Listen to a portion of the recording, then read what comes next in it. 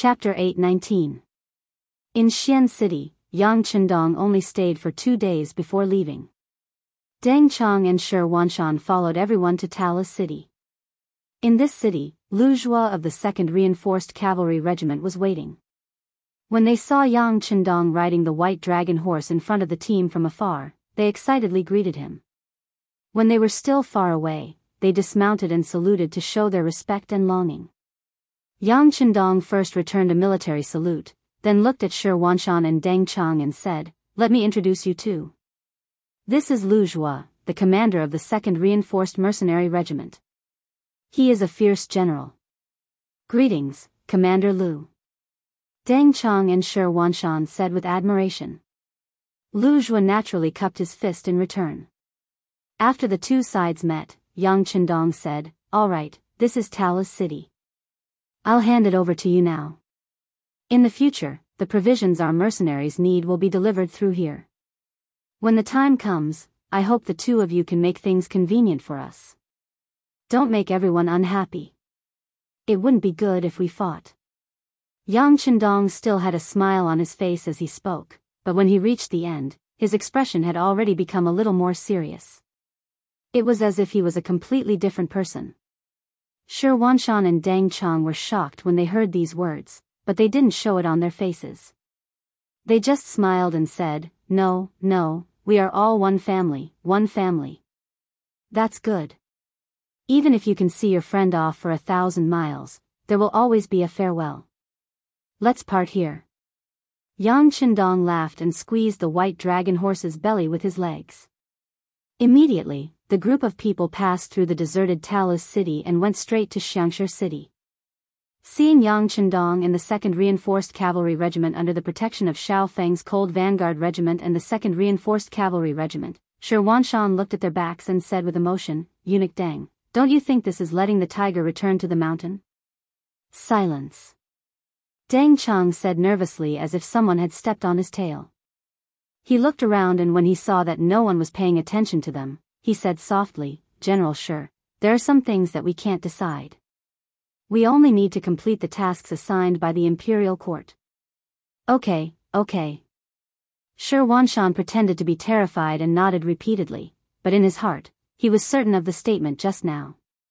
Although he had only met Yang Chendong twice, he had a feeling that Yang Chendong was extraordinary. If he was not restrained, once he became powerful, he would turn into a dragon as soon as he encountered the wind and clouds. As for Yang Chendong, he didn't know how Wanchur Mountain would evaluate him. Even if he knew, he wouldn't care.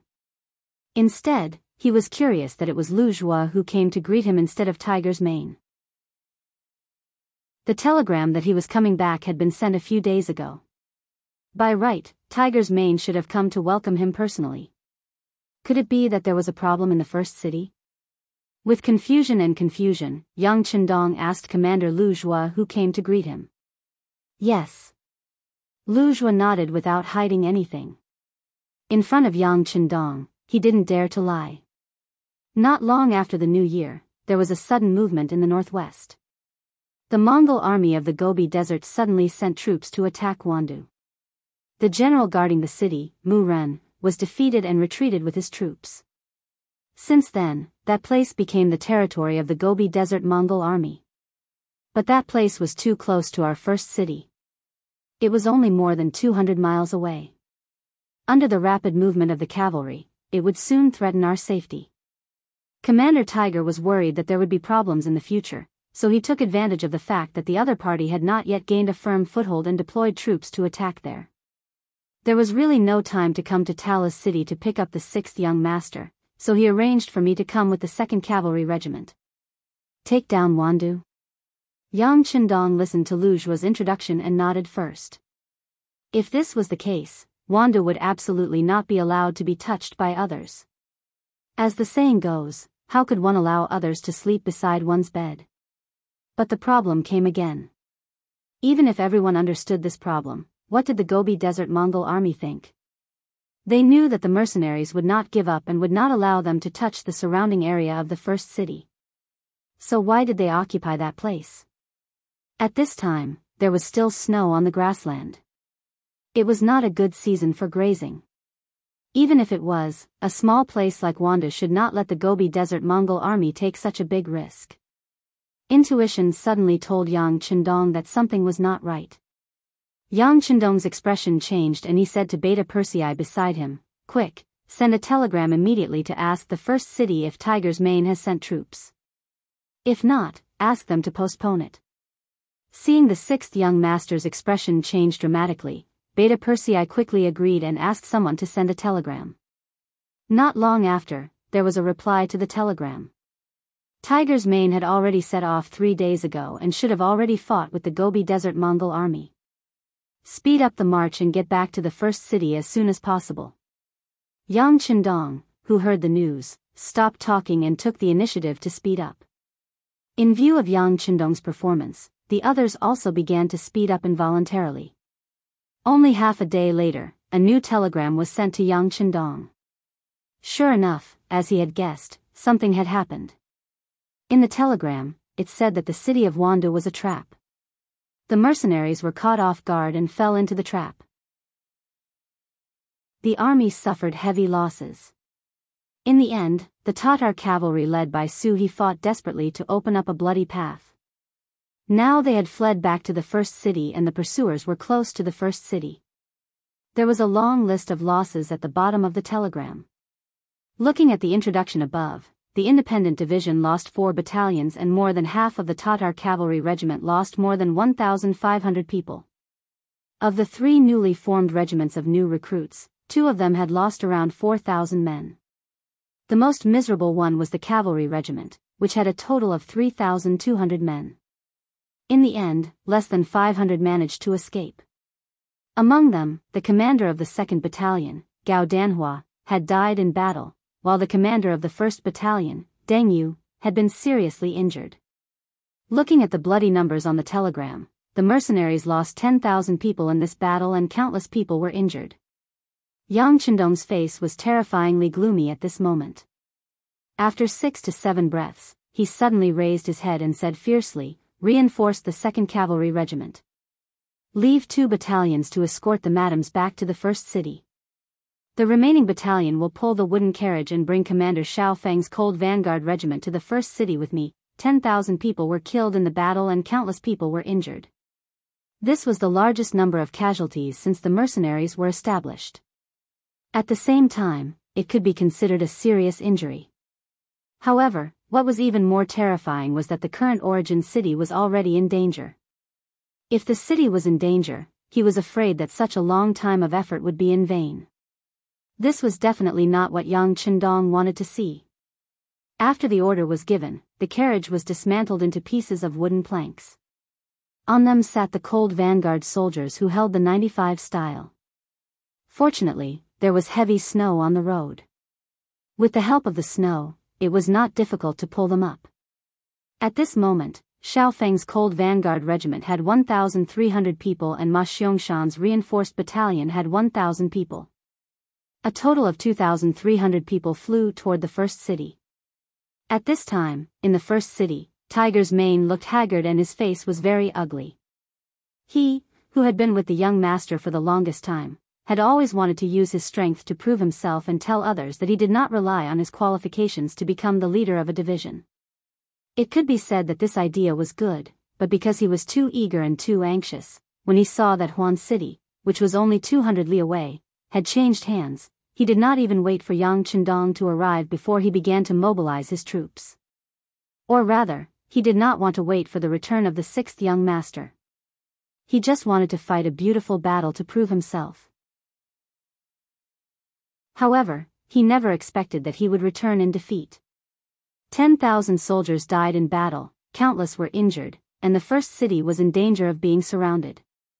The scouts at the front had already sent news that the Mongolian army in the desert had already arrived outside the city.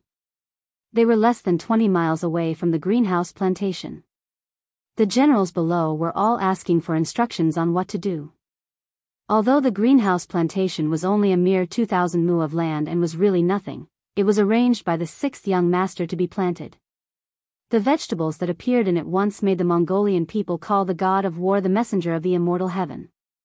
It was already a symbol, and the symbolic meaning was greater than the actual meaning. Such a place absolutely could not be lost. Otherwise, without waiting for the sixth young master to scold him, Tiger's Mane would not be able to get over this hurdle in his heart. Men, bring out the 6 firearm battalions of the Independent Division. The others will guard the city. Even if I die on the battlefield, you are not allowed to open the city gate and take a step out of the first city. Tiger's Mane made up his mind. Since the bad situation was caused by his poor command, then he had to personally stand up and solve this problem. Although he did not know if he could do it, at least he would use all his strength and even pay with his life. Yang Chendong was not here, so the commander of the army in the city was Tiger's Mane. In this aspect, even Yu Mian could not be compared to him. He gave the order. Even if the officers below had different opinions, they could only endure it. There was strict discipline in the army. Once the commander gave a military order, even if it was wrong, they had to carry it out. Everything had to wait until the war was over.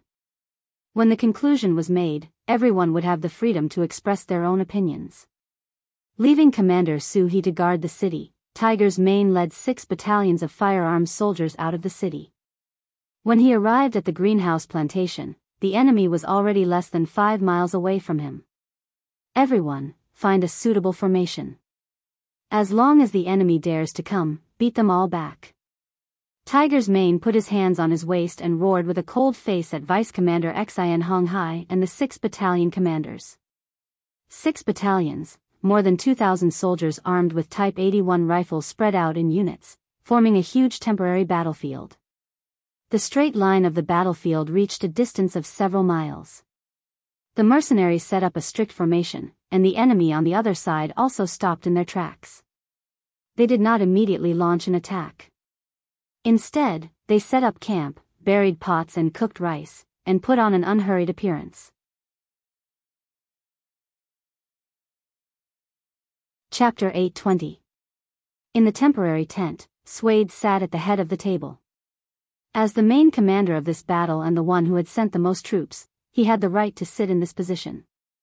However, the people sitting on the left and right of the Khan were even more surprising. Speaking of which, they were Yang Chendong's old friends, Aga Dorji and Fan Yuhai. Needless to say, Agar Dorji's 50,000 cavalry had been defeated at the hands of Yang Chendong, and even his son, Hararuaku, had been lost. If General Su He had not stepped in at the critical moment, he and his son would not have been able to escape. However, when they were completely safe and no one could threaten them, when the father and son were finally reunited, not only were they not grateful to Su He, they even scolded him for being disloyal after drinking.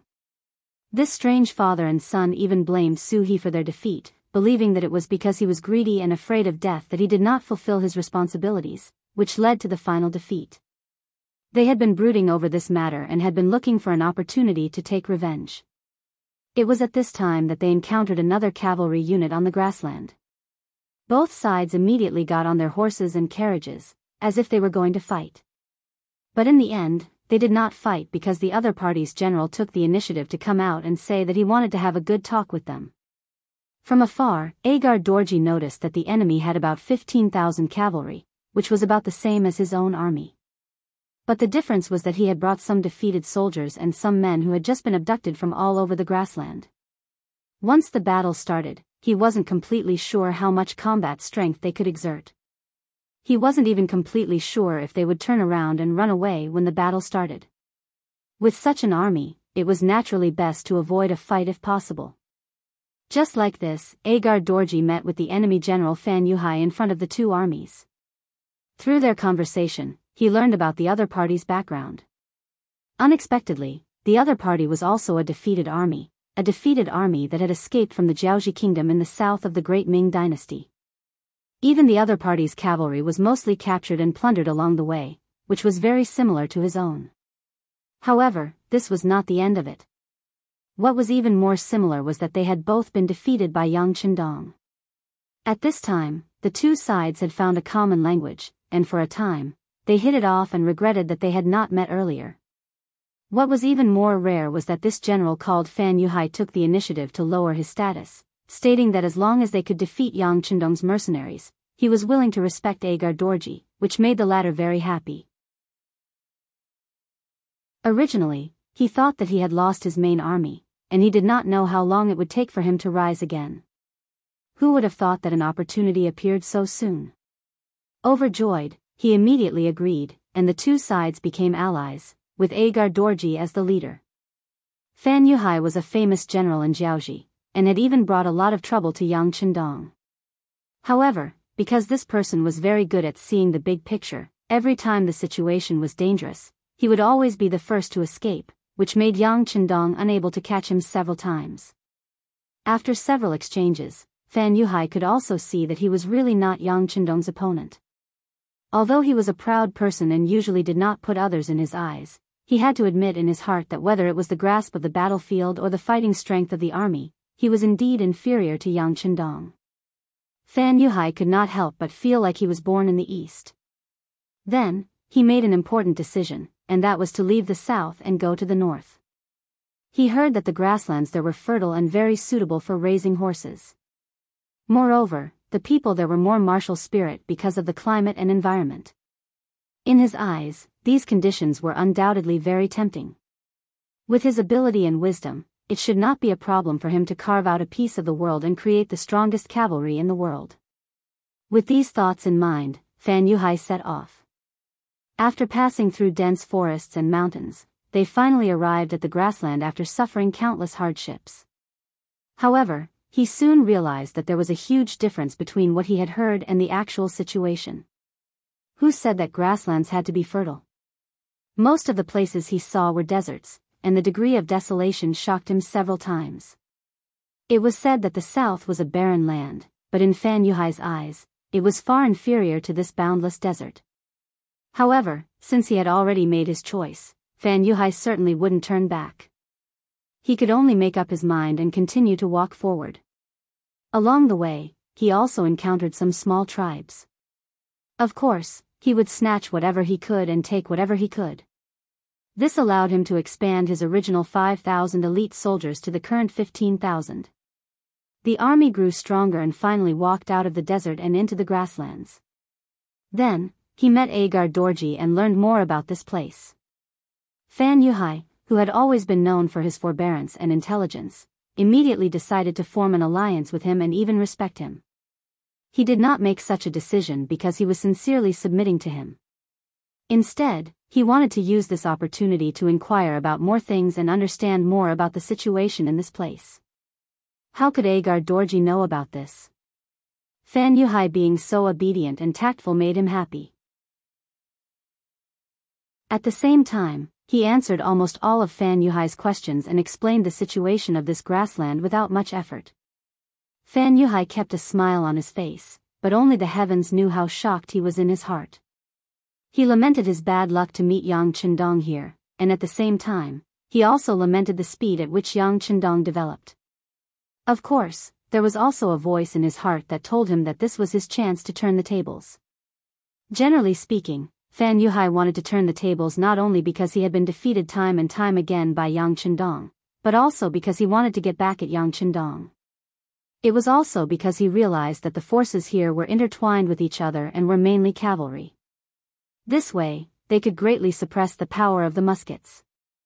Wasn't this an environment that could greatly reduce the strength of both sides exactly what he wanted? With the idea of turning the tables, Fan Yuhai began to think. He proposed the idea of allying with the Mongol tribes of the Gobi Desert to deal with the mercenaries together. At first, Agar Dorji did not agree with this idea. First, their relationship was not good. Back then, he had wanted to snatch Sud Khan's daughter to be his daughter-in-law. Second, his strength was not as good as Sud Khan's, and if they formed an alliance, it would be difficult for him to take the lead. This was something that Agar Dorji, who was used to having his entire army move at a single command, could not accept. Who was Fan Yuhai? He was the best at reading people's minds. He quickly found Agar Dorji's concerns and said that no matter who the alliance was, he was willing to respect them. At the same time, he also said that he was willing to persuade Sud Khan. Once they succeeded, they would join forces to attack the mercenaries. If they won, it would be easy to share the benefits. If they lost, it would be fine. Once the opportunity was right, they could swallow the Mongol tribes of the desert. There was a large amount of land there, and countless horses and sheep. It was enough for them to rise from the ashes. After some persuasion, Agar Dorji saw hope again and finally agreed. Fan Yuhai also followed the direction that Agar Dorji pointed to. After entering the Mongol tribes of the desert, he quickly convinced Sud Khan. It was also easy to find an excuse. He directly said that the strength of the mercenaries was a threat to the existence of all the grassland tribes. In addition, he allowed Agadorji's tribe to continue to grow, so he might as well call them over to watch over them. If there was a chance, he could directly devour the cavalry under his command. This was also a way to strengthen himself. After some consideration, Sud Khan agreed to this decision. Just as Fan Yuhai said, he did not want to see the mercenaries grow stronger and become a threat to himself.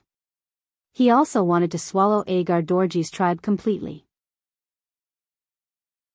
In the end, he agreed. At this point, the alliance of the three forces was quickly formed under Fan Yuhai's guidance. The next step was to choose the location of the battle. After some investigation, Wandu was the most suitable place. The battle that Fan Yuhai had planned was about to begin. As expected, Tiger's Mane was tricked and was heavily injured. The myth of the mercenaries being invincible was broken. In the tent, Sud Khan was sitting in the main seat, his face full of joy. In the Battle of Wanda City, he had beheaded 10,000 enemies and injured countless enemies. This was the humiliation of his previous 2 defeats. On the battlefield, they had obtained countless horses and sabers. He had seen those things and they were indeed very sharp and tough. They were much stronger than the sabers in their hands. With such a harvest, Sud Khan was in a good mood. What made him even more excited was that this battle had broken the myth of the mercenaries being invincible. The originally low morale had been boosted, and some of the disloyal people in the tribe had become much more obedient. All of this was thanks to Fan Yuhai, who was sitting on the right. At this moment, he looked at Fan Yuhai with eyes full of admiration, so much so that an idea popped up in his mind. In order to rope this person in, could he keep him by his side through marriage? Fan Yuhai was 38 years old. From this point of view, he was older than Tuoya and could even barely be her father. However, since it was a marriage, he naturally would not consider such a problem. In order to deepen the relationship between the two sides, there were many cases in history of old men over 60 years old marrying teenage girls. As long as he could achieve his goal, this was not a problem. Sud Khan looked at Fan Yuhai fervently, and his voice became much warmer. General Fan, in your opinion, what should we do next? Do you even need to ask? Of course, we'll just fight. Halajuo, who was standing behind Agar Dorji, did not wait for others to say anything and took the initiative to speak.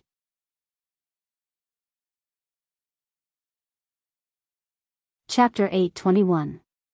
For his son's rude behavior, Agar Dorji didn't think it was wrong at all.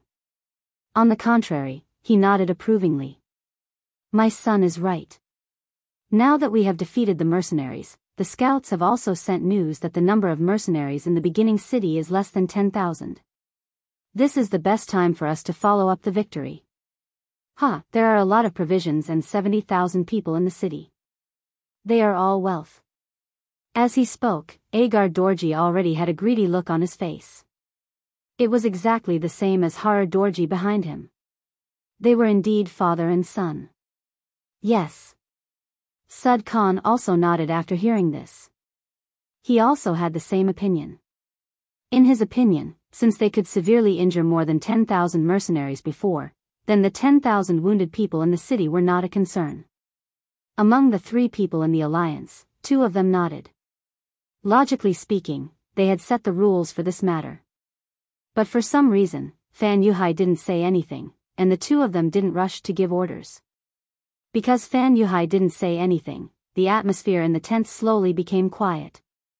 In the Battle of Wanda City, this person had proven his ability with practical actions. At this moment, everyone looked at him respectfully, waiting for his final decision. Among the crowd, only Har Dorji had a look of impatience.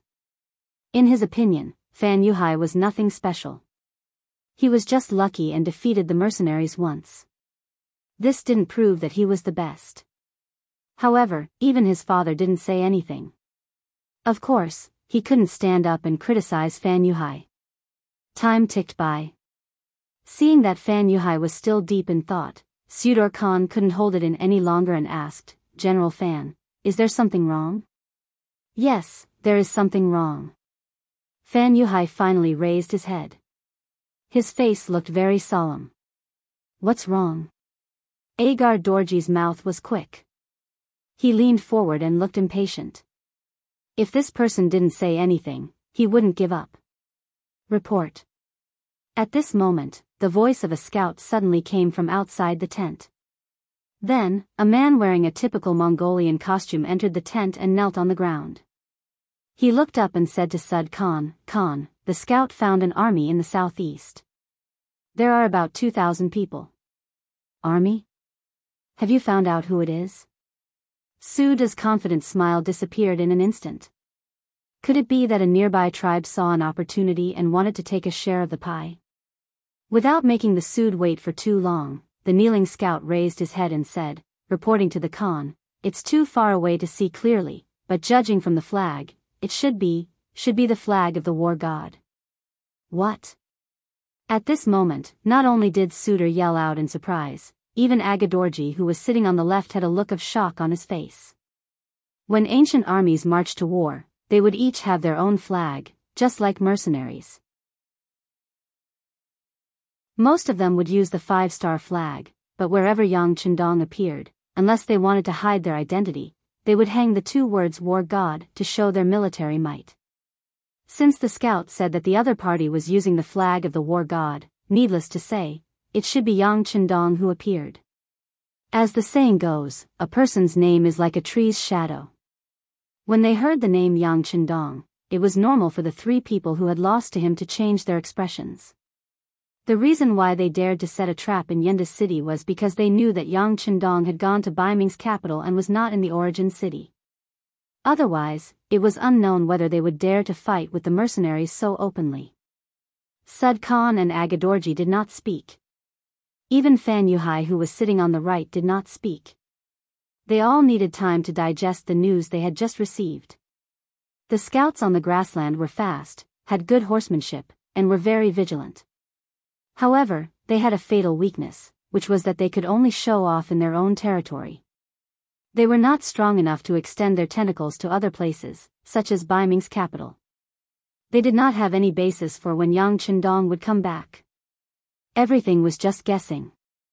But at such a critical time, the other party appeared and caught them off guard.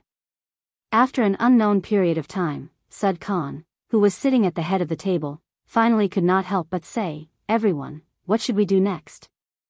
Should we fight or not? Why should we not fight?" Hararuo did not wait for the others to express their opinions and was the first to speak. He was captured by Yang Chendong and regarded it as the greatest shame of his life. Even in his dreams, he was thinking about how to turn the tables. Now that they had finally grasped the advantage, if they retreated just because they heard a name, wouldn't it prove that they were afraid of the great Ming's loyal duke? If they did not even have the courage to fight, how could they talk about revenge? "Shut up." Unlike before, when he allowed his son to interrupt, Agar Dorji finally scolded and then closed his mouth tightly. Back then, the 50,000 soldiers were defeated by Yang Chendong. This was indeed a shadow in his heart, a shadow that could not be erased and even made him afraid when he thought of it. Seeing Agar Dorji's performance, Sud Khan was very disappointed. Previously, he was so fearless and looked like he was going to attack the first city. Now, just a name scared him to this extent. If such an ally wanted to achieve great things, it could only be a joke. Since he didn't have much hope for Agar Dorj, Suede could only look at Fan Yuhai. Fan Yuhai was calm and collected, so his decisions were highly valued. Fan Yuhai was indeed deep in thought at this moment. His understanding of Yang Chendong was no less than Suda and the others. In fact, he knew more. Because of this, he was very clear about what kind of ability this person had. To be honest, he was not prepared to fight with Yang Chendong because he did not have the slightest confidence in winning. Sud Khan was still Agar Dorji. Although he also had a large number of soldiers, they were all cavalry. However, when facing Yang Chendong, would he be able to display his full strength? Sud Khan felt that it was impossible. It was not easy for him to have the courage to rush up and not run away. A real man knows when to yield and when to stand tall. Since he knows that he can't win, then he won't fight. In any case, the battle had just begun. If he wanted to fight, there would be many opportunities in the future. Let's retreat. The advantage of cavalry is in charging on the battlefield, not sieging and conquering. This time, the other party is prepared, so it will be difficult for us to gain any benefits. Since that's the case, it is better to wait for the other party to attack us. In that case, in a mobile battle, the power of their guns will be reduced to the minimum, which is the most beneficial for us. After thinking for a while, Fan Yuhai finally made a decision. After hearing this, he could even hear Sud Khan and Agar Dorji heaving a sigh of relief. Good, good. Since that's the case, I also agree to withdraw. Just as Agar Dorji finished speaking, Sud Khan nodded. Since that's the case, we will retreat to Wanda city first and look for an opportunity. The Mongol Alliance army, who had been eyeing the first city covetously and wanted to destroy the first city, retreated. When Yang Chendong arrived with Xiao Feng's cold vanguard regiment, he saw the other party retreating. Sixth young master, should we charge up? Ma Xiangshan's eyes were filled with killing intent as he asked excitedly. No need.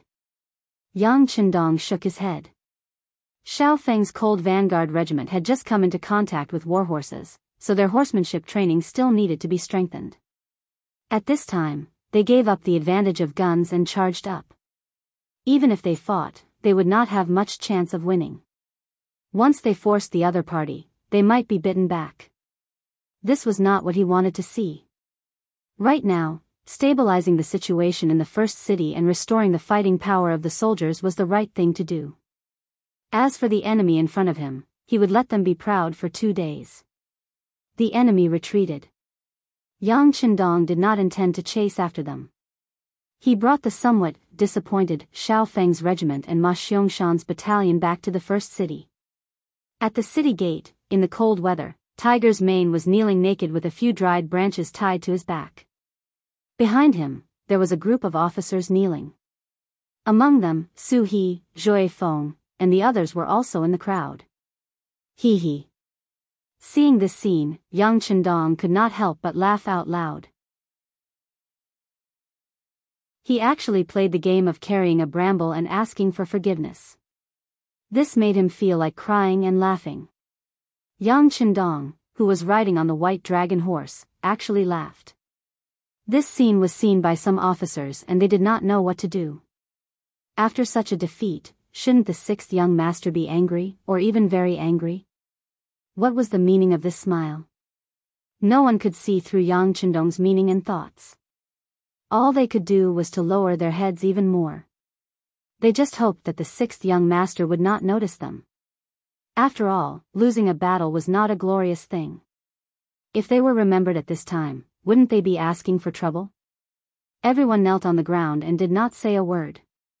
It was not until Yang Chendong led the army to the city gate that he looked at the kneeling people that he finally opened his mouth and said, "What? Is this how you welcome me?" Facing Yang Chendong's questioning, no one dared to remain silent. Especially Tiger's Mane, who had the highest military position. He was the first to raise his head and said with a pained expression, "Young master, we did something wrong. Please punish me." All right. Victory and defeat are common in war. After all, we didn't lose the city. Everyone, get up. Yang Chendong had a smile on his face. There was no trace of anger. This extremely abnormal scene made many of the officers who were originally worried feel much more at ease. That's right. This time, they had lost the battle, but everyone had put in a lot of effort. They could only blame the enemy for being too cunning.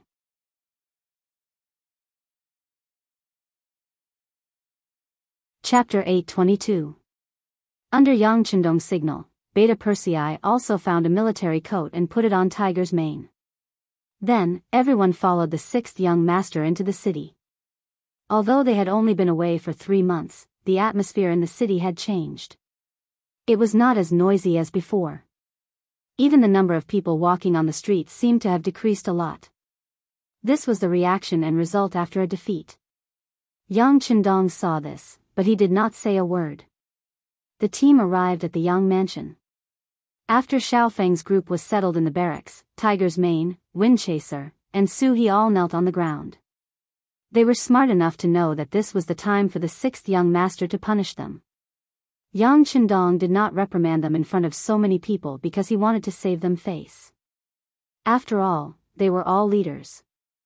If they were scolded too harshly in front of their subordinates, it would not be beneficial for them to lead and command troops in the future. Since there were no outsiders, Yang Qindong casually found a chair and sat down. He glanced at the 3 people kneeling on the ground and said, "Tell me, what's going on?" Although he knew from the telegram that they were defeated, it did not explain what had happened. Without understanding, there was no right to speak. Yang Qindong wanted to know how the other party defeated Tiger's Mane and the others. After all conspiracies and tricks depended on one's own strength in the end. It was like a 3-year-old child. No matter how good he was at scheming, it would be difficult for him to defeat a 20-year-old strong man. "It's like this," Tiger's Mane said. Su He and Windchaser added on. The process of the matter was clearly shown in front of Yang Qindong. The Mongols of Gobi Desert suddenly launched a large-scale attack on Wandu. To the outside world, the reason was that they had betrayed the Mongols of Gobi Desert. They were here to seek revenge. Mu Ren, the general of Yundu, who had a guilty conscience and whose military strength was far inferior to the other side, wisely chose to leave and give up the city. After the news spread to the beginning city, Tiger's Man gathered the officers for a meeting. After discussion, they finally decided to take down Wanda City to reduce the threat that could threaten their existence at any time. After the decision was made, the corresponding military plan was carried out. The Independent Division was the main offensive force. Vice Division Commander Xian Honghai led 8 battalions and the 1st New Recruit Regiment to carry out the mission. On the left, the 1st Cavalry Regiment was the main offensive force. Regiment Commander Zhou Feng led the 1st New Recruit Regiment and the 2nd New Recruit Regiment followed. On the right, the Tatar Cavalry Regiment was the main offensive force. Regiment Commander Su He led the 3rd New Recruit Regiment followed. A total of 16,000 people launched a fierce attack on the city. Division Commander Tiger's Man would lead the remaining 8 battalions of the Independent Division, as well as Su Yunqing's Reconnaissance Battalion and Logistics Battalion to stay behind. They would be in charge of the security of the city and the supply of the army.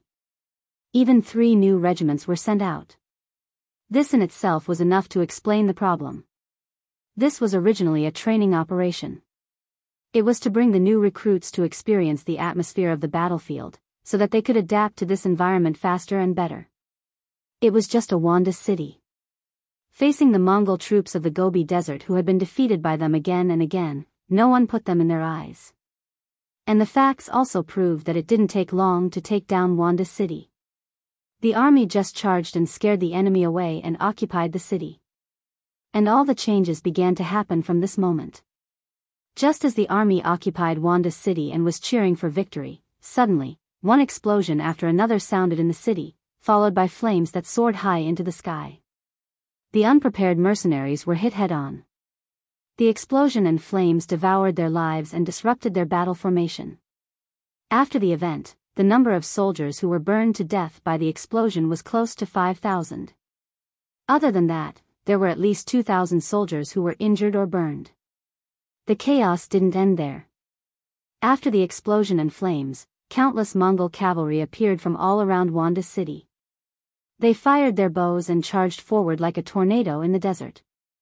Without any preparation, the soldiers didn't know their generals, and the generals didn't know their soldiers. In the chaotic battlefield, facing the sudden appearance of the Mongol cavalry, the mercenaries panicked. On the battlefield, there was a one-sided situation, and a one-sided massacre had begun. At this point, Tiger's Mane raised his head and looked at the silent Yang Qindong and said, "The generals are still very brave. Many of the soldiers who were burned took the initiative to take up the role of providing cover.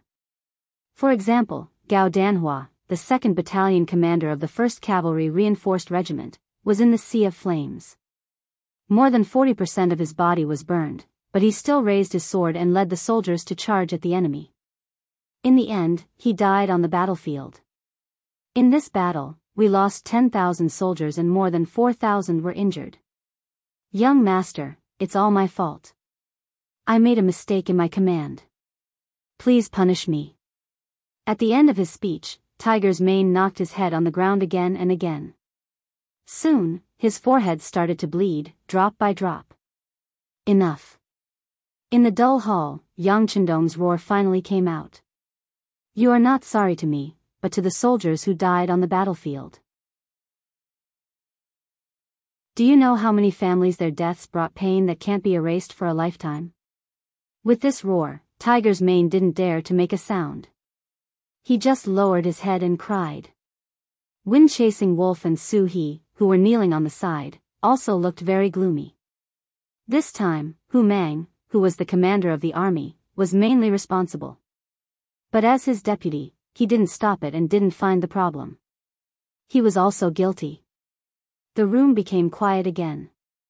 After Yang Chendong shouted, his chest kept rising and falling. It was obvious that he was really angry. Beta Persei saw all of this and was also very worried. He stepped forward and whispered, Young master, take care of your body. It's bad for your body to be angry. Sigh. Yang Chendong sighed and then waved his hand. Forget it. This time, you are indeed responsible. But where did the fire come from? How did the Mongolian tribe in the north set you on fire? This is the main reason. Let me ask you, have you found out the reason? Ah. No. No. Tiger's Mane raised his head again, but the shame on his face was even heavier. This result seemed to be within Yang Chendong's expectations. He could also understand. After losing to such an extent, everyone was only thinking about how to defend the city. How could they have time to think about other things? He didn't say anything about it and just summed up this defeat. The 3 of you are senior officers. Each of you will be recorded with a major demerit and your salary will be deducted for a year. If you commit the same mistake again, you will be removed from the military. Do you have any objections? No. Tiger's Mane and the other 2 couldn't help but tremble when they heard this. That was a major demerit. This was a very serious warning. According to the rules, if they committed the same mistake again within a year, they would have no chance to be in the military. However, compared to the soldiers who died, this result was not so hard to accept. Alright, I'll say it again. There is no such thing as a permanent victory in war. Since we lost today, we need to learn from our experience and not make the same mistake again. Now, let's think about how to raise the morale of the soldiers. Just now, you said that everyone's performance in the battle was not bad. Do you have any examples? Yang Chendong had already punished them. The dead could not be brought back to life. He had to continue his career. He couldn't just stop because of a defeat. Yes, there is. Tiger's Mane raised his head and immediately reported what he heard and understood. A new idea began to form in Yang Chendong's mind with these reports. On the 3rd day after Yang Chendong entered the origin city, his family also came to the origin city. Before they came, they had heard a lot about this city, but everything was just in their imagination. However, when they really entered this place, all kinds of exclamations naturally came out from their mouths. The origin city was naturally much worse than the capital of Baiming. It was even a little worse than the old city like Xian Mansion. However, after walking through the snow and seeing the vast white grassland, it was very difficult to see such a big city here. After only 2 days, the number of people on the streets of the city had begun to increase. The messenger of longevity heaven had returned. The god of war had returned. This was like a shot in the arm for everyone, allowing the people in the city to see hope again. If Yang Chendong's return was a kind of spiritual stimulation, then the compensation for the soldier's death that was distributed to the people in the past 2 days was real.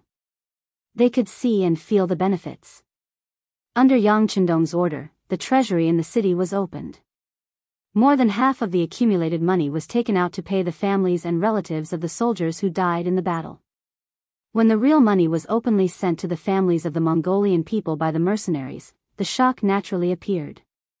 The Mongolians were said to be a race on horseback because they had been in contact with the idea of the weak being prey to the strong since they were young. They paid attention to the strong being respected. The strong enjoyed everything and got everything. As for the weak, or even the dead, no matter how powerful they were when they were alive, they were just a pile of white grain after death. Just like Genghis Khan, he lived at the bottom for several years after his father's death. The strong enjoyed everything, and the dead turned into ashes. This seemed to have become an iron law on the grassland. But now, Yang Chendong had broken all the rules. The families of the dead soldiers received generous compensation in gold and silver. Although this couldn't bring the dead back to life, and couldn't make some people forget the joy of losing their loved ones, it was still better than not receiving anything. Especially when they received a lot. The dead soldiers each received at least 50 taels of compensation. Those who were officers would receive even more.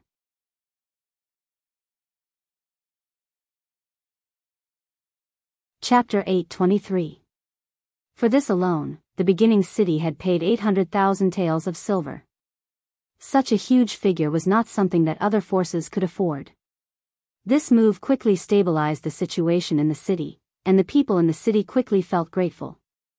Many people knelt down and kowtowed in the direction of the young residents in the city the moment they received the silver. The families of all the soldiers who had died received pensions. The complaints in the city disappeared, and there was a smile on people's faces. However, this was not all of Yang Chendong's means. Next, he announced that the award ceremony for the soldiers who had made meritorious contributions would be held in 3 days. At that time, the soldiers who had made meritorious contributions in this battle would be promoted in official positions and actual material rewards. As soon as the news came out, the people in the city were in an uproar. Didn't they lose the battle? How could there be rewards? It seemed that the scale was not small. What on earth was going on? Those who couldn't figure it out began to look forward to the so-called award ceremony that would be held 3 days later. Scattering gold and silver was Yang Chendong's contingency measure after he returned to the beginning city. Money might not be able to buy sincerity, but it could stabilize people's hearts and stimulate them. If it was supplemented by great benefits, it would definitely have an unimaginable effect. During these 3 days, Yang Chendong did not accompany his wives. He only instructed the teachers and students of the Yang Family Academy to walk around the city and take a look. He spent all his time on stabilizing the morale of the army.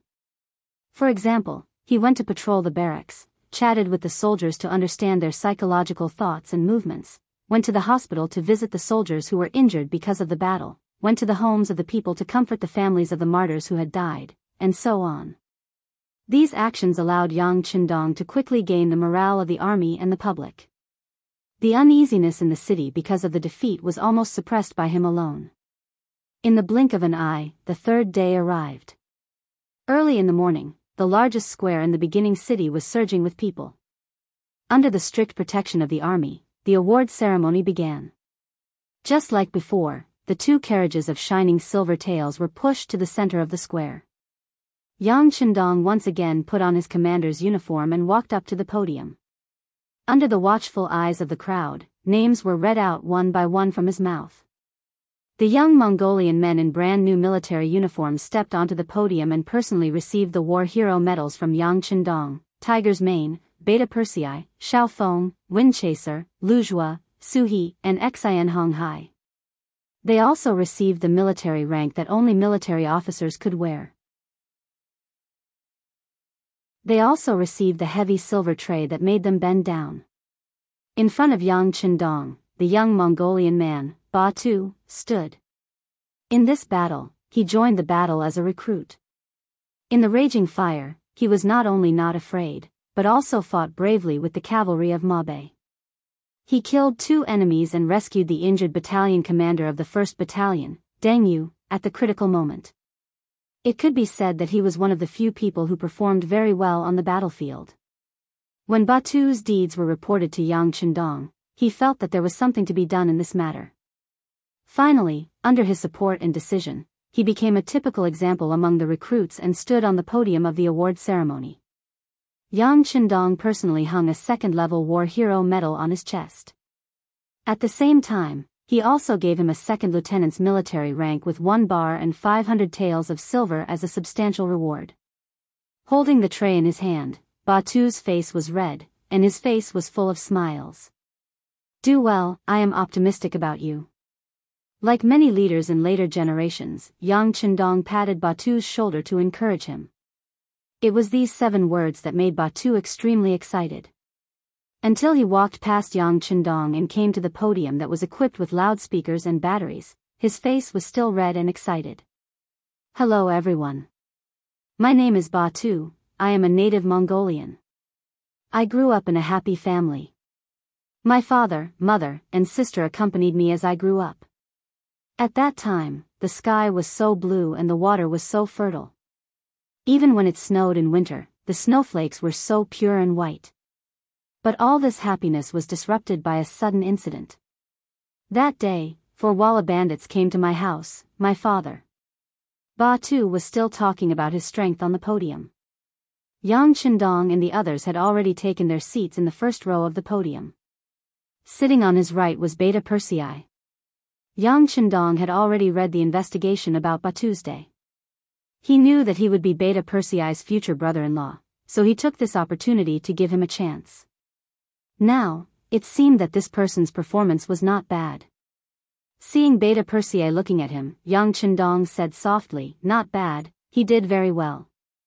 Thank you, young master, for your praise and for giving him this opportunity." Beta Persei was also very excited. Then he looked at Batu, who was still on the podium, with a gratified expression. Although he and Kikij spent 2 days and 2 nights teaching him, it was undeniable that what he said was the truth, and it was also the most infectious for other Mongolians with similar experiences.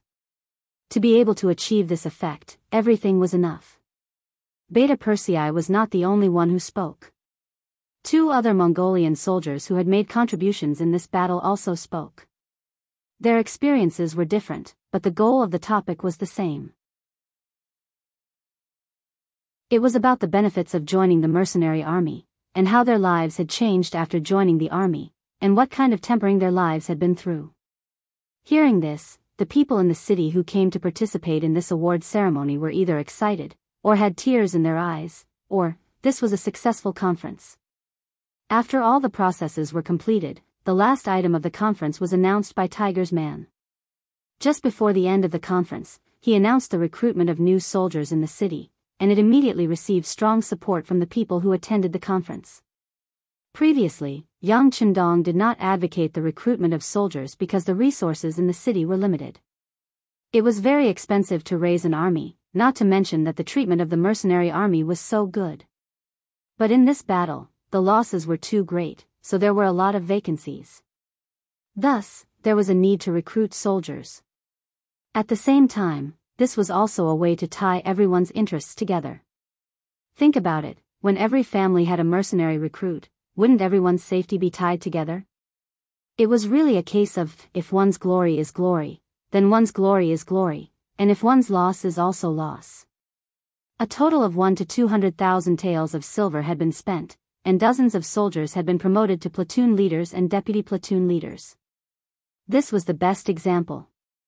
Under the double temptation of money and glory, the new recruits' registration area in the city was immediately overcrowded. In the 4 months that Yang Chendong was not around, the total population of the beginning city had increased from the original 50,000 people to nearly 70,000 people. Among them, there were a total of 15,000 young men. However, it was still very easy to recruit 6,000 new soldiers from these people. As for the other sources of soldiers that were lacking, they would have to think about the logistics team. The logistics team was not only responsible for managing logistics. There were 2 very special units. One was the construction team, and the other was the prisoner camp. Their population alone had exceeded 10,000 people. They were all made up of prisoners who were captured in the war. The former was the reserve troops of the mercenary army that had surrendered, while the latter had not completed the transformation and had not completely surrendered. Choose 6,000 people from the construction team to reorganize into the army. Choose another 6,000 people from the prisoner camp to enter the construction team and continue the transformation. Tell them that as long as they perform well, they may be able to become a member of the mercenary army. If they don't perform well, they will work for the rest of their lives. Since Yang Qindong had spoken, as the nominal leader of the logistics team, he took over this task and began to adjust. It had only been a few days since they returned to the beginning city, and the losses of the army from the previous battle had been replenished. Perhaps their combat power was not as strong as the previous mercenary veterans, but at least in terms of numbers, they had reached the same level as before. Even in terms of morale, there was not much difference. Seize the time to train. Let the new veterans get used to each other as soon as possible and meet the requirements of being able to go to the battlefield. After leaving these words to Tiger's Mane and the others, Yang Qindong left the barracks outside the city and returned to the Yang Mansion in the city. In the Yang Mansion, the director of the beginning City Security Bureau, Feng Liang, and the captain of the Langia Special Forces, Tai Hu, had been waiting here for a long time. As soon as they saw Yang Qindong coming back, the aura of the two people who were originally straight changed. They restrained their sharpness and lowered their noble heads. You guys are here. Tell me, how is the investigation going? Yang Qindong nodded to the two of them. Then, accompanied by his servant, Yang Si, he entered the side hall and sat down in front of the chair. Yang Si's body was very strong. He seemed to be seriously injured that day, but it was caused by excessive bleeding. Once he woke up after the blood transfusion, he quickly became lively again. Although his injuries were not completely healed, as long as he did not fight with the enemy for too long, there would not be any problems. After this incident, Yang Si admired Yang Qindong even more. He already knew that at the most critical moment, it was the young master who had transfused his blood to him. This was an extremely touching thing. The ancients were not like the modern people. They had received less education, and they knew even less about some things. In the eyes of many of them, blood was something that could save one's life. How could they casually give it to others? But the young master had done this. How noble was he? How lowly was he? Was it worth it for the young master to do this? He still remembered that after waking up, Yang Si was in so much pain that he wanted to die. He thought that it was his fault that the young master had transfused his blood to him. Later on, the doctor, Yuan Heping, explained a lot of things to him, and said that human blood could be produced by themselves. As long as he did not bleed excessively, he could slowly recover. But from then on, he became even more loyal to Yang Qindong.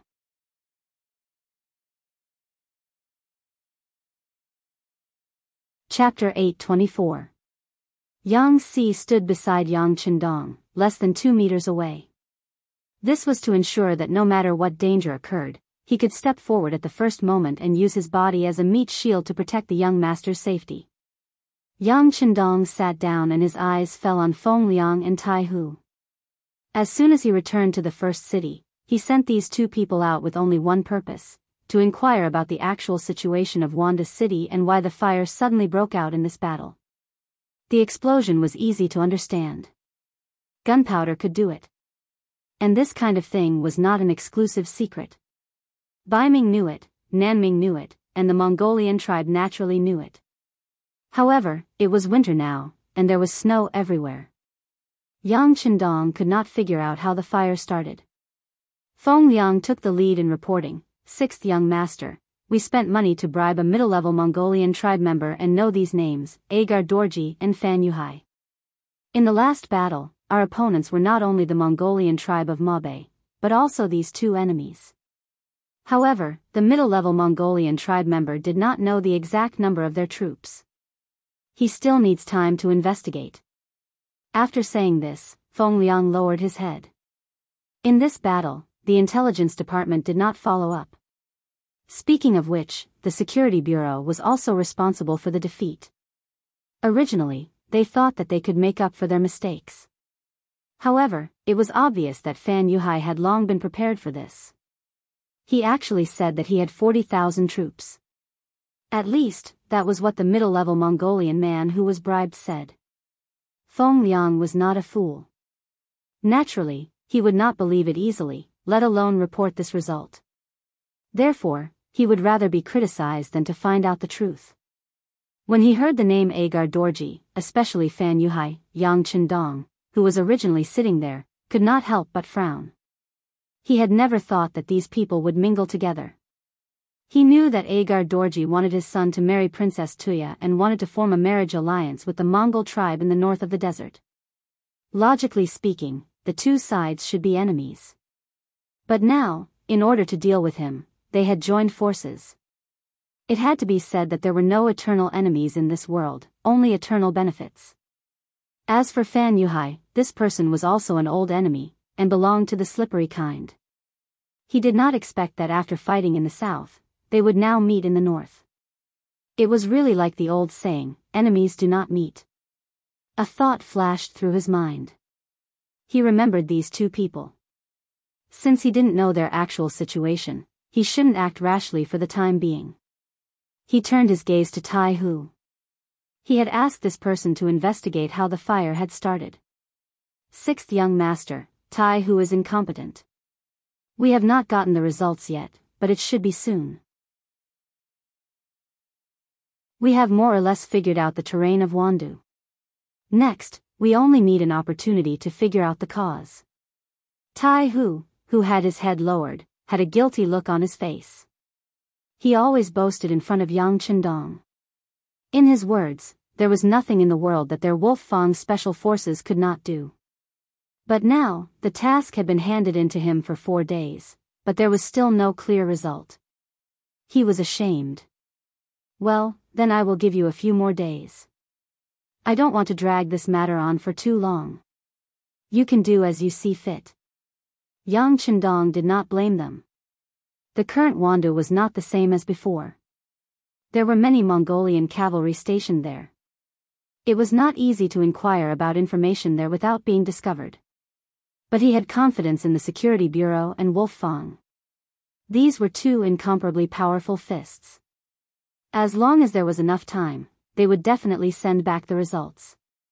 Feng Liang and Tai Hu left. Just from the way the two of them went out, it was obvious that they were holding back a lot of energy. It was conceivable that the next time they came to report, there would definitely be a result. Just as the two of them left, 3 women came in hand. They were the second Madame Qiao Yin, the fourth Madame Lady Xiang, and the seventh sister Yang Duo.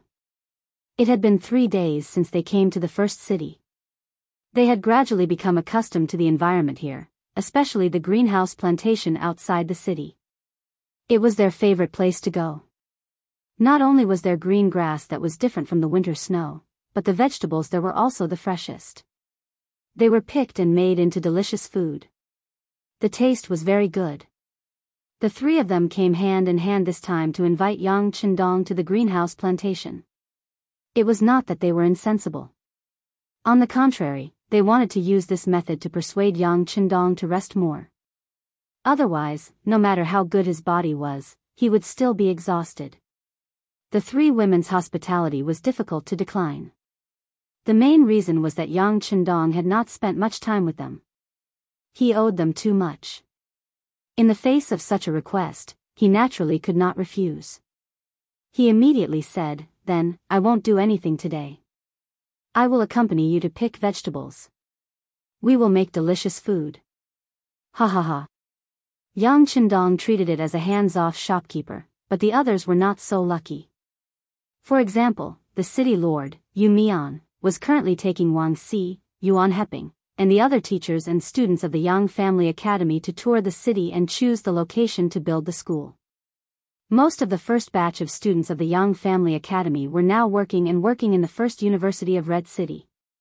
Every year, many outstanding students would graduate from there to fill the various positions that appeared in the expanding Yangtze. Building the second university in the first city was something that Yang Qinjiang approved after careful consideration. With the idea of cultivating backup forces, he thought that there should also be a university in the first city. Needless to say, the principal of the second university must be Wang Si. He asked Yu Mian to accompany him to choose an address. Once winter was completely over and it was time to break ground, a university would rise from the ground. Only when he came to the first city did Wang Si see Yang Qindong's great talent and great vision. How was this still a city? This was clearly the future prototype of a country. He remembered that before leaving the capital, his grandfather had told him that the strength of the Duke of Loyalty should be far stronger than what outsiders saw. At that time, he did not believe it, but now, the facts were in front of him, and he had no choice but to believe it. It was precisely because of this that Wang Si did not have any doubts. On the contrary, he was very excited. He knew that he had encountered a good era and an opportunity to let go of his hands and feet. Compared to the Ming dynasty that was already dull, decadent, tyrannical, and even filled with internal strife, everything here was so clear and attractive. The Ming dynasty advocated Confucianism and paid attention to the path of the sage. It seemed that as long as one could write a good essay, one could become a pillar of the country. In the past, Wang Si had also thought this way, and he had even done so. However, ever since he came into contact with the Yang family, which could be called a new learning, his attitude had completely changed. Originally, the knowledge in the world was not only limited to Confucianism. There were many more things that were worth learning and exploring. Knowledge was endless, and there was no end to learning. Ever since he fell in love with Yang Shui, Wang Si had completely thrown himself into it, and what appeared in front of him was another world. Now that he was able to leave the capital and come to the origin city, it was equivalent to providing the Yang family with a strong enough soil. In addition, Yang Qindong rarely used people based on seniority. He had always used talents in a different way, and this made Wang Si even more excited. He knew that the greatest opportunity in his life had come. As long as he could seize it, he would become someone like his grandfather, or even someone more powerful than his grandfather. For this goal, Wang Si worked hard and did his best. The first step was to choose the location of the school. Both Yu Mian and Wang Si were serious people. When they came together, they were naturally very careful in choosing the location of the school. Fortunately, there were too many open spaces in the origin city, and there were too many places to choose from. After just one day, the new location of the school was decided. Then, it was reported to Yang Qindong for approval. What kind of courses would be held in the new school, and who would be the preacher were the problems that the future principal, Wang Si, would have to consider after all. Finally, there was a chance to show off their skills. This was a good thing for most of the students of the Yang Family Academy. In the future, they would not be confined by various rules. They only needed to follow their own thoughts and work hard to complete it step by step. If their performance was outstanding, there should be no problem with a golden path for them to walk on. One had to know that their teacher was loyal and courageous. With this, how could the students be afraid that they would not have a future? Of course, not every student was so excited. Just like Junko, one of the few female students, she was very conflicted at this moment. She left Biming with the team. Along the way, she saw the different customs and environment of the Great Ming Dynasty. It let her know how vast the real Great Ming Dynasty was. It also let her know that her country was so small and weak. As soon as she arrived at the origin city, a new feeling once again refreshed her worldview and outlook on life. Although many of the people living here were not rich, their faces were full of happiness from the bottom of their hearts. Although some of them had just lost their loved ones because of the defeat, this did not break them down. On the contrary, many people thought that the reason why they lost the battle was because there was no god of war to command the battle. Now that the god of war had returned, they would still restore their history of winning every battle. Their future life would only be better.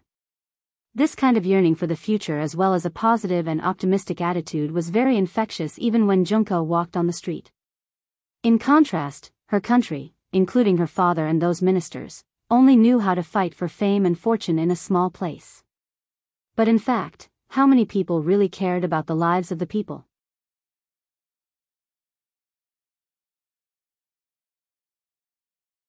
Chapter 825. Everyone else was seeking change, and they were all getting better and better with each passing day. Where should Japan go from here?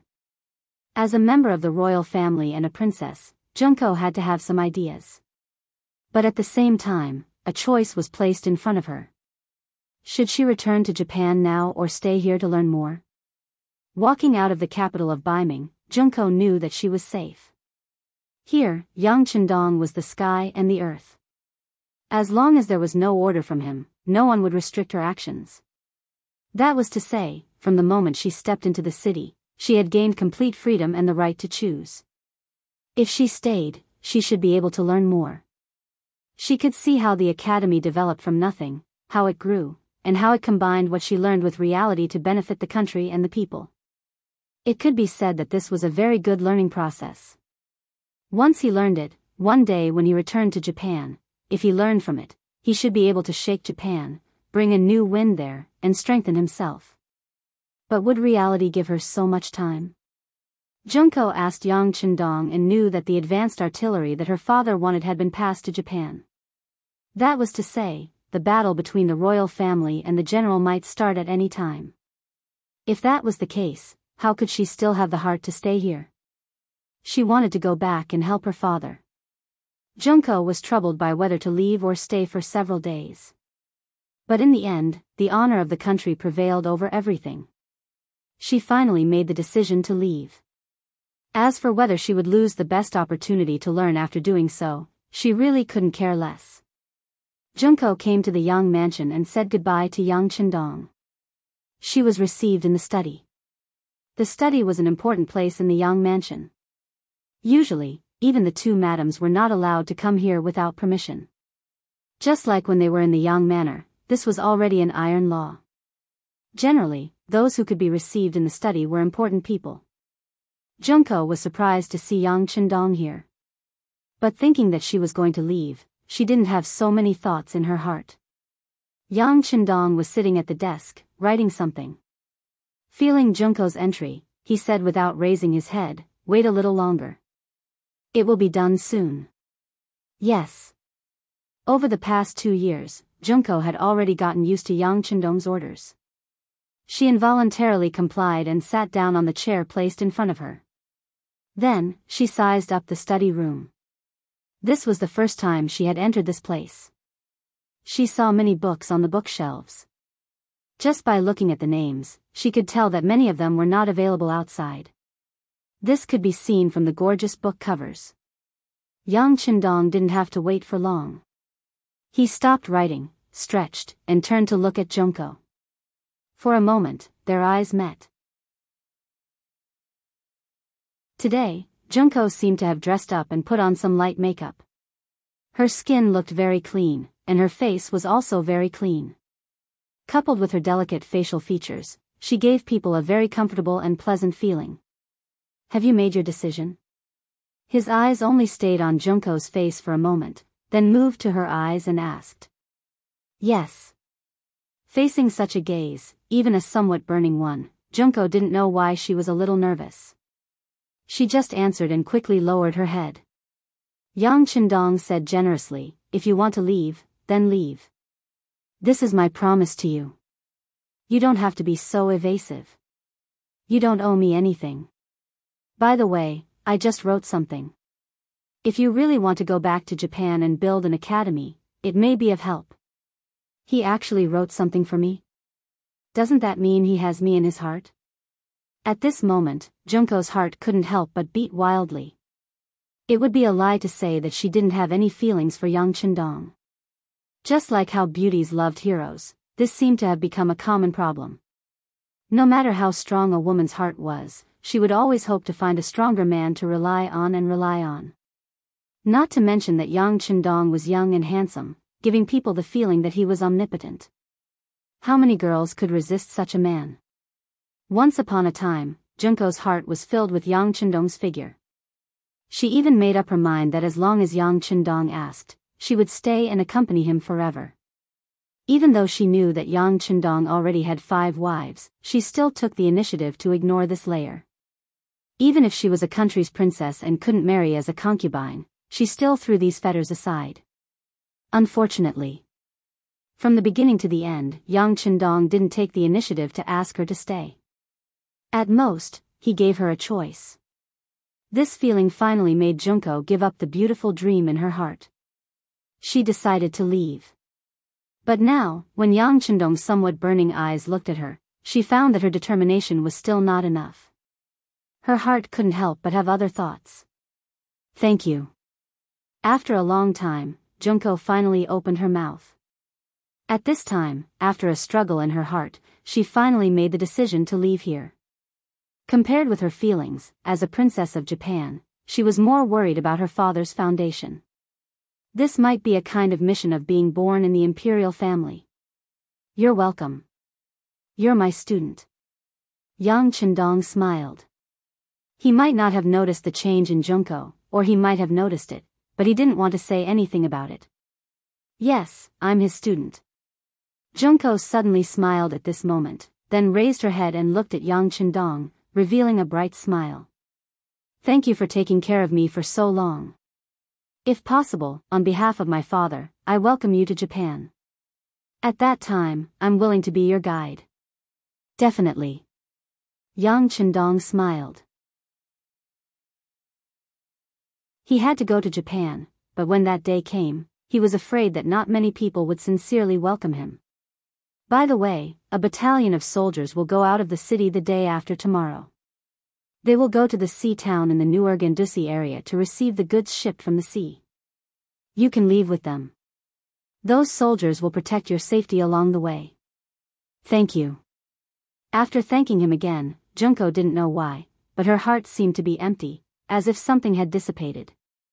This made Junko, who was holding a stack of documents, walk out of the Yang mansion with a stunned expression on her face. Until she stepped out of the Yang mansion's gate, tears flowed down her face. She thought that maybe she would never see him again in the future. But what she didn't know was that they would meet again soon. It was just that at that time, it would be in a different way. Yang Chendong didn't show any discomfort with Junko's departure. This woman was very beautiful and smart. For a certain period of time, she really touched his heart, and he even had the idea of marrying her as a concubine. But his own ideals and mission made him not say those words. Even though he clearly knew that even if he asked her to stay now, there was still a high chance of success, he still didn't do that. She has her own mission after all. I just hope that she can be safe. When we meet again one day, maybe everything will come naturally. After sighing in his heart, Yang Chendong shook his head and temporarily put Junko's matter aside to consider the situation in Start City. The weather had begun to warm up, and the ice and snow also showed signs of melting. Once the grass began to grow again, spring would come for the tribes on the grassland. The newly grown water plants would be very beautiful, which was also the favorite and happiest time of the nights. Of course, it was also the time when war broke out. How to seize this opportunity to expand the influence of Start City and expand their territory in such a season became a practical problem in front of the mercenaries. Well, the necessary preparations are necessary, but before that, we still have to deal with the enemies in Wanda City first. This is not only for revenge, such a large-scale enemy will not be allowed to exist near Start City. Yang Chendong was determined to occupy Wanda City. Previously, General Mu Ren was there and he cooperated with him. Of course, he couldn't attack directly. But now that it was changed to someone else, there was no psychological burden to occupy that place. What he lacked now was some understanding of the situation there. And this understanding was finally sent to Yang Chendong the next day. The ones who came to report were Feng Liang and Tai Hu. They knew very well what the sixth young master needed now. After the last report, the two began to work hard to infiltrate Wanda City. There were advantages of the coalition forces. For example, the force would be larger when they were together. The number of troops would be larger, and the combat power would be enhanced. But at the same time, there were many disadvantages, such as the chaos in management. Everyone served their own masters, and no one looked down on each other. It was precisely using this idea and gold and silver to pave the way. Soon, the Security Bureau bribed 2 middle-level generals and repeatedly verified from their mouths to get what they wanted. The first to report was Feng Liang, 6th young master. The situation in Wanda City has been figured out. The enemy's strength is nearly 60,000 people. Among them, there are about 28,000 people from the Mongolian tribe in Mabe, 15,000 people under Agar Dorji, and 15,000 people under Fan Yuhai. In the Battle of Wanda City, the mercenaries were ambushed and suffered heavy losses. But in that harsh environment, they still killed nearly 2,000 people and launched a counterattack before they died. From this point of view, the intelligence of the Security Bureau was very accurate. 6th young master, our people have successfully infiltrated the city. We finally found out that the thing that caused the fire was crude oil. Oh, it's this thing. Tai Hu took out a porcelain bottle from his bosom. It was filled with crude oil that he had obtained from the city.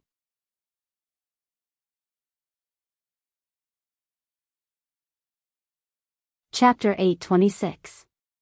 Crude oil. Yang Qindong raised his eyebrows and reached out to take the porcelain bottle. After opening it and smelling it, he nodded involuntarily. He had read about the so-called crude oil in some books before. This thing should be said to have been recorded as early as the Han Dynasty. It came out of the ground and was now known as crude oil. It was just that the people of this era did not know how to mine it or how to use it, so there were very few opportunities for it to be used in the military. Presumably, even the crude oil that caused the fire last time should have come out of the ground. It was the kind that could be easily obtained and used by the Mongolian army. If this was the case, then the combustion must be very strong. Everything was logical. So it's this thing. Have you found out where they got it from? Yang Qindong, who had more knowledge about crude oil, asked curiously. I've figured it out. This thing appeared in the low-lying area between Wanda City and Jianghu town. Our people also went there to take a look. Although most of the crude oil has disappeared, if we look carefully, we can still find some. Tai Hu replied with his chest puffed out. It could be seen that this time they really put in a lot of effort and investigated everything very clearly. Is there still this kind of crude oil in Wanda City? Yang Qindong asked a question that he was very concerned about. I don't know yet, but please give us some time. We will definitely investigate it clearly. Tai Hu shook his head lightly and then asked for orders with a determined expression. It had only been 5 days since he had returned to the Holy Land. It wasn't easy to figure out the situation in such a short time. However, it was still impossible to fully understand the situation in Wanda City. Yang Qindong naturally understood this. He also knew that time was a little short, but he could not wait any longer. The mercenaries gave people the feeling that they were invincible and invincible. This was the reason why they were able to grow so quickly. On the other hand, if he lost again and again, no matter how much money he took out, there was no way he could restore the morale of his men. Of course, there was another more important reason. This time, someone had taken advantage of his absence to slap the mercenaries. If he did not return the favor, it would be hard to avoid rumors that would shake the morale of the army, and would be looked down upon by the other forces. This was the main reason why Yang Qindong was so anxious to mobilize his troops. Be it the fact that the Mongol Alliance army had heavily injured the mercenaries or the fact that they were occupying the city and not leaving, it was a provocation.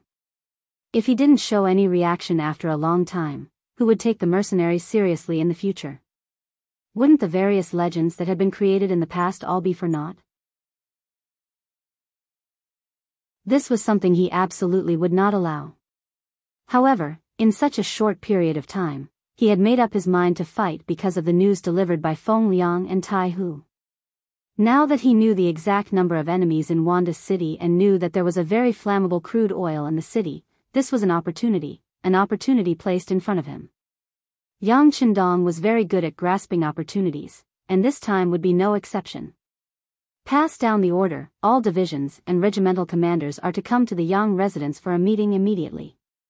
Yang Qindong's eyes flashed with a bright light, and a bold plan had begun to form in his mind.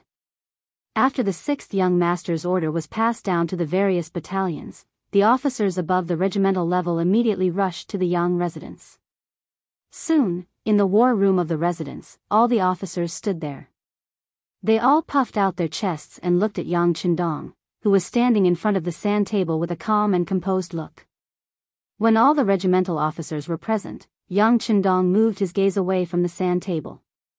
At this moment, all the officers above the regimental level in the beginning city's military camp stood in front of him. They were the Independent Division Commander Tiger's Mane and Deputy Division Commander Xin Hong Hai, the regimental commander of the Fierce Tiger Regiment, Xiao Feng, renamed by Yang Chendong himself, the regimental commander of the 1st Cavalry Regiment, Zhui Feng, and the regimental commander of the 2nd Cavalry Regiment, Lu Zhua, the regimental commander of the 1st Tatar Cavalry Regiment, Su He, and the regimental commander of the 2nd Tatar Cavalry Regiment, Shibi, the regimental commander of the Logistics Regiment, Beta Persei, and the battalion commander of the Reconnaissance Battalion, Su Yunsheng, enjoyed regimental treatment. That's right, Shibi was the first regimental officer to be promoted on the front line.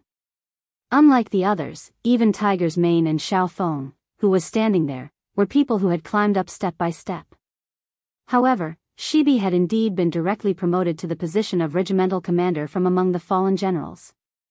Before this person could be said to be unknown, but now, he was known to amaze the world with a single brilliant feat. Shibi's ability and wisdom were only known by Yang Chendong, who had the deepest contact with him. This person even had the same ideas as Yang Chendong when it came to matters. He was originally a general in the Tatar army, and he was half Han Chinese.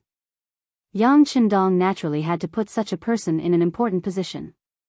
Naturally, there were some disagreements about Shibi becoming the regimental commander of the newly established 2nd Tatar Cavalry Regiment, but this was the order of the war god, and no one dared to openly question it.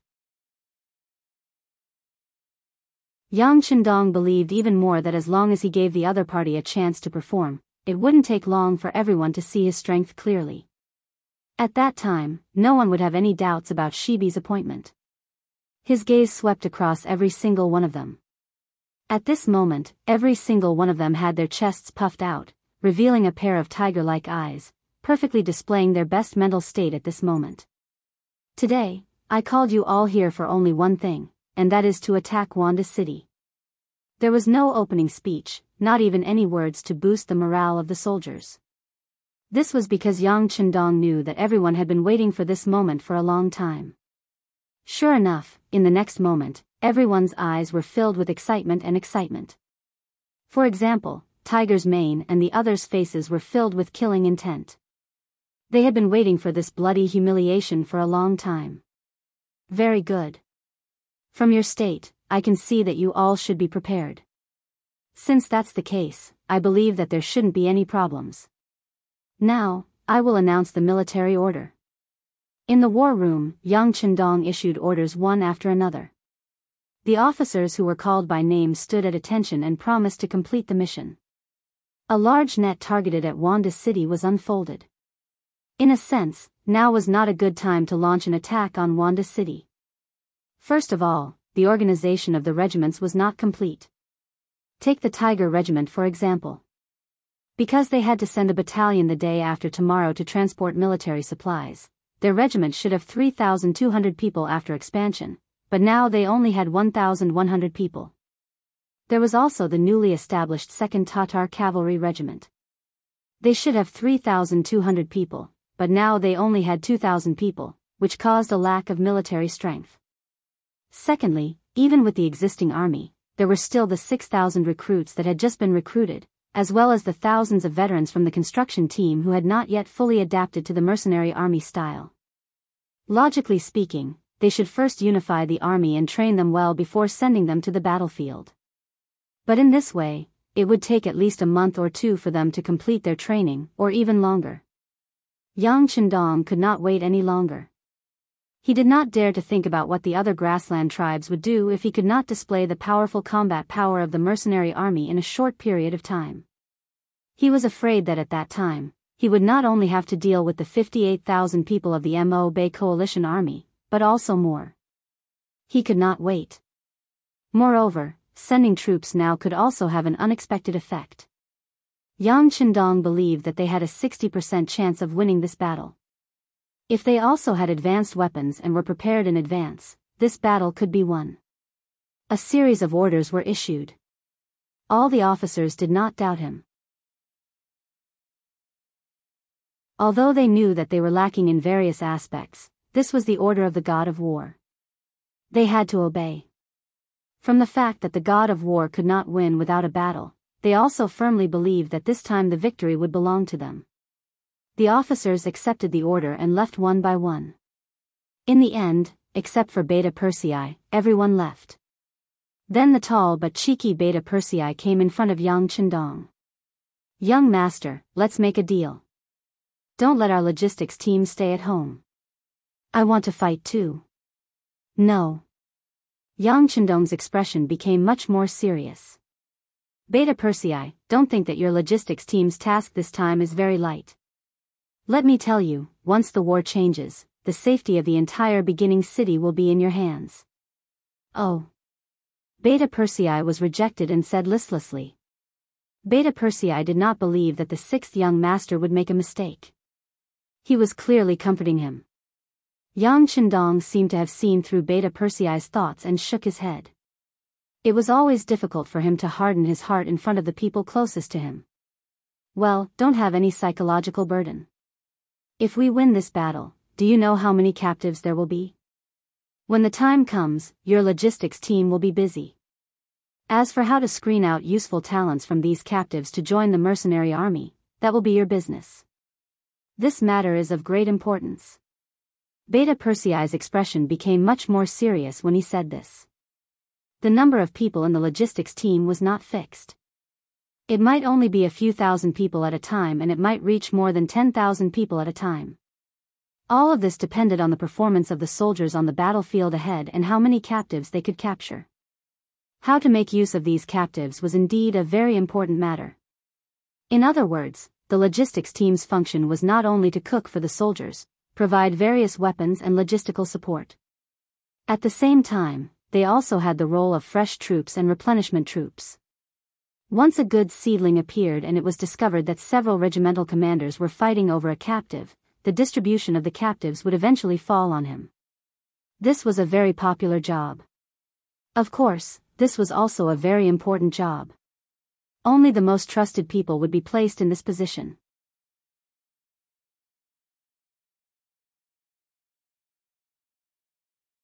Chapter 8:27. As soon as he thought of the sixth young master's trust in him, the grievance in Beta Persei's heart disappeared. "Yes, young master, I completely obey your orders.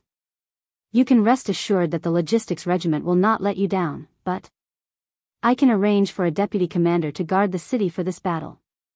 I can also follow you, young master, into battle." "No." Yang Chendong once again rejected Beta Persei. "This time, all the generals in the city who can fight have been sent out.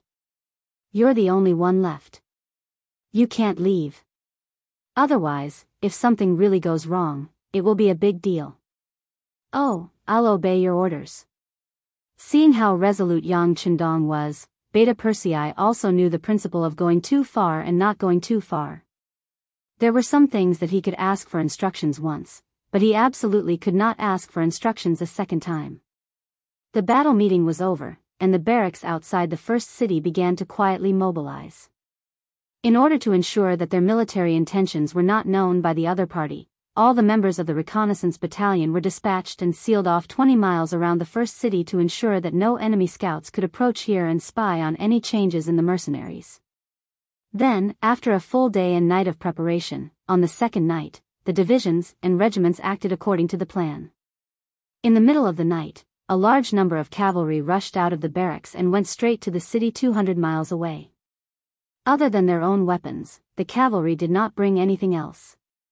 Even the food on their bodies was only 5 days of dry rations, in order to ensure that their speed was faster. As a result, in the night, on the snowy ground, black shadows could be seen running quickly.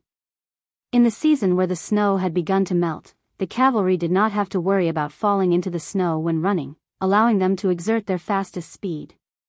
It was often said that a horse could travel 1,000 miles in a day and 800 miles in a night. That was unrealistic. Perhaps there were extremely special warhorses that could do it, but this did not mean that it was possible. However, if they were to set off as soon as the sky turned dark, it would take them nearly 12 hours to reach dawn the next day. Traveling light and without any heavy supplies, it was still possible for them to cover 200 li in one night. When dawn broke, a large number of mercenaries with 5-starred flags suddenly appeared 20 li outside of Wanda City. They formed a fan-shaped encirclement, blocking the front and flanks.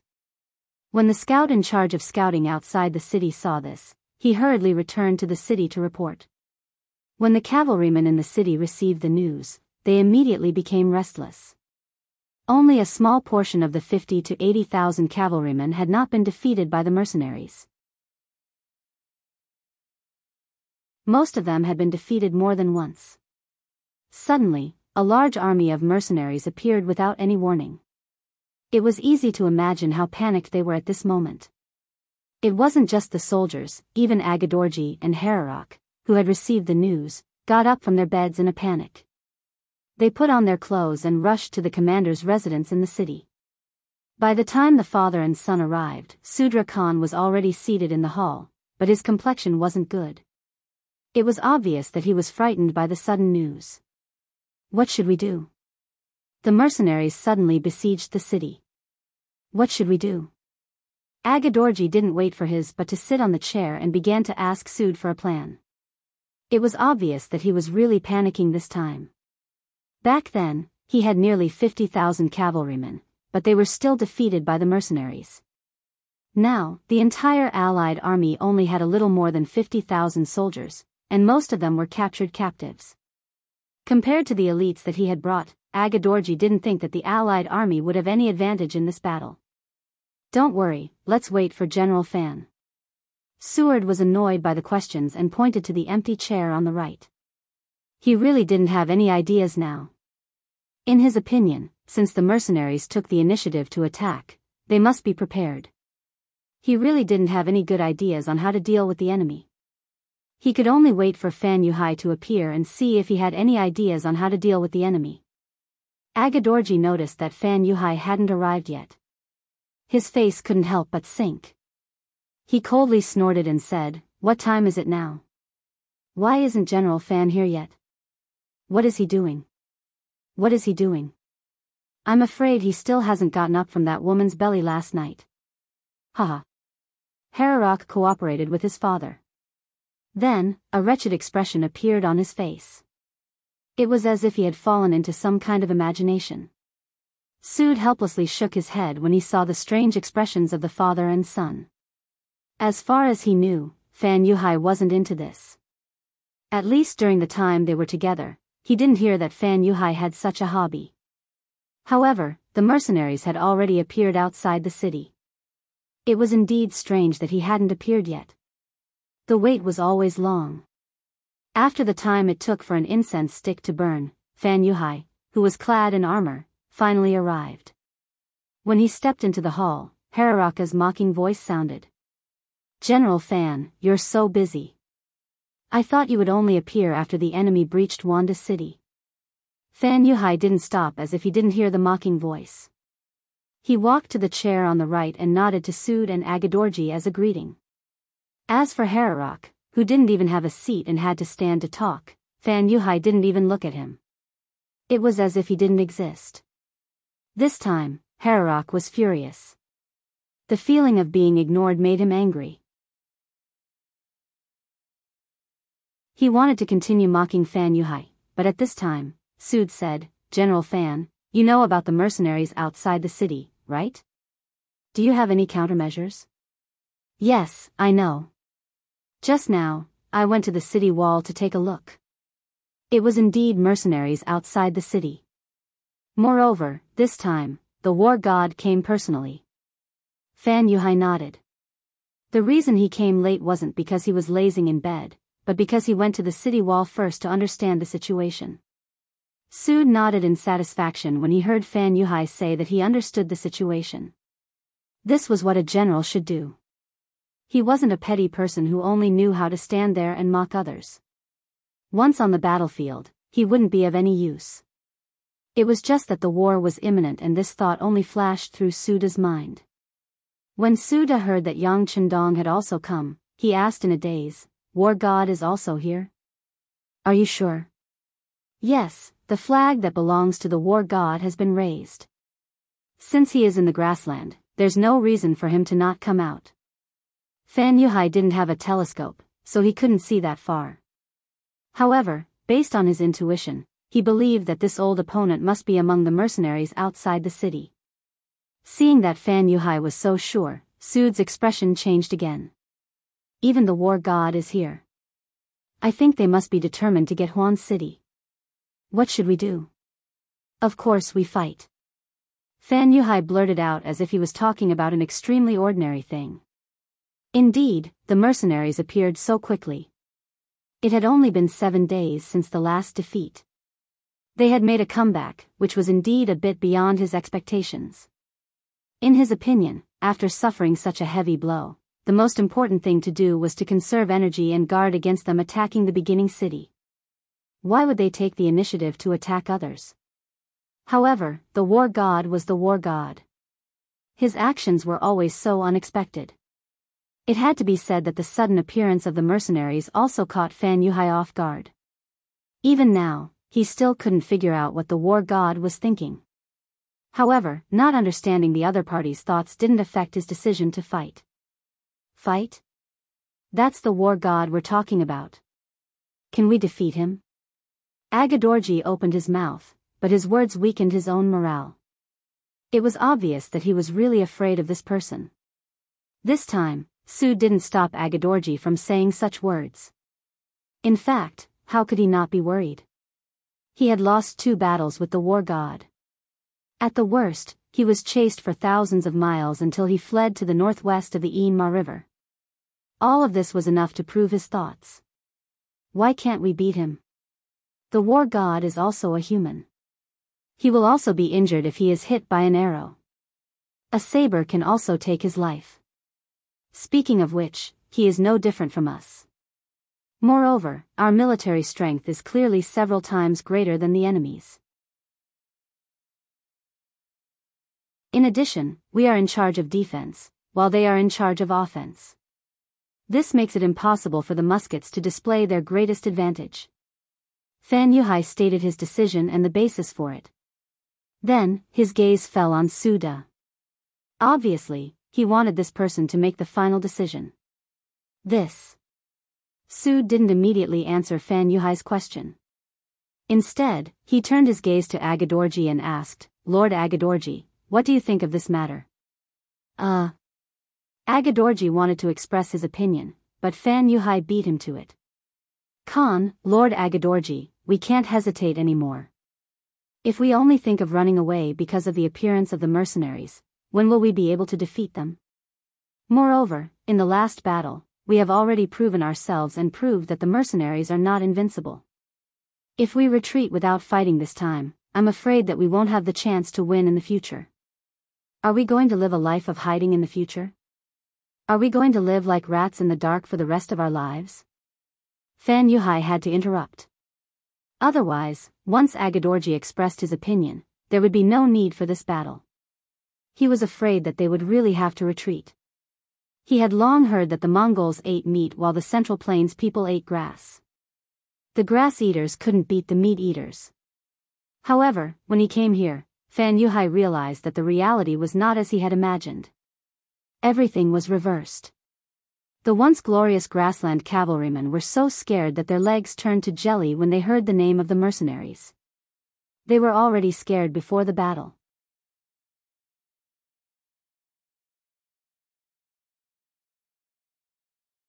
Chapter 828. Originally, Agar Dorji wanted to call for a retreat. He was truly afraid of Yang Chendong, but now that Fan Yuhai said so, he didn't know what to say. On the other hand, although Suter was also afraid of Yang Chendong, it wasn't to the point where he would retreat without a fight. Now that he heard Fan Yuhai's words, he pondered for a moment and asked, "How confident are you in this battle, General Fan?" "At least 50%. Fan Yuhai answered quickly this time.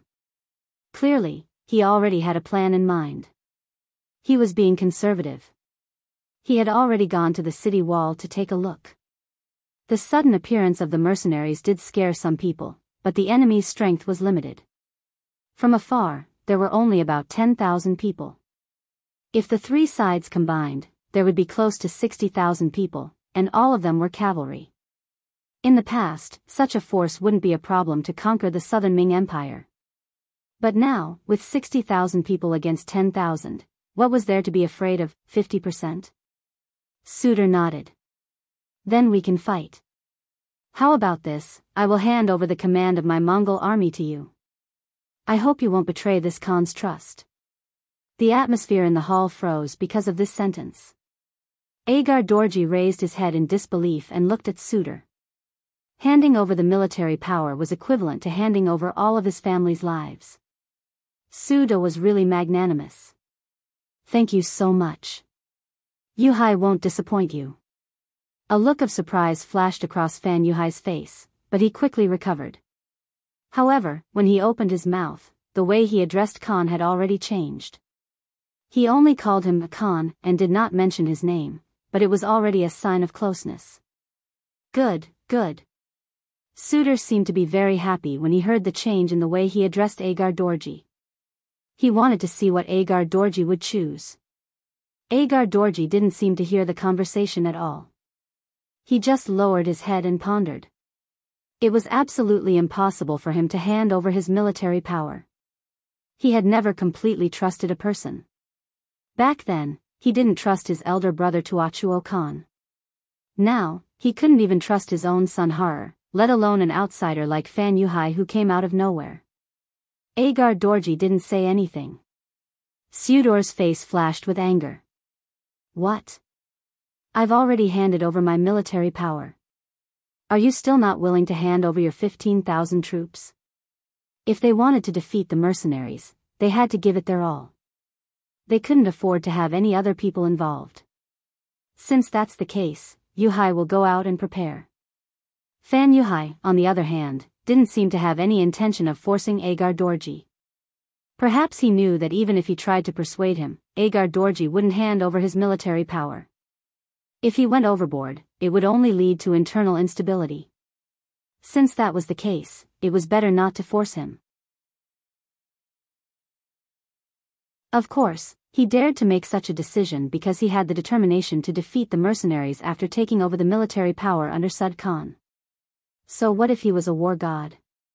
Without soldiers, how could he overturn the heavens with his own strength?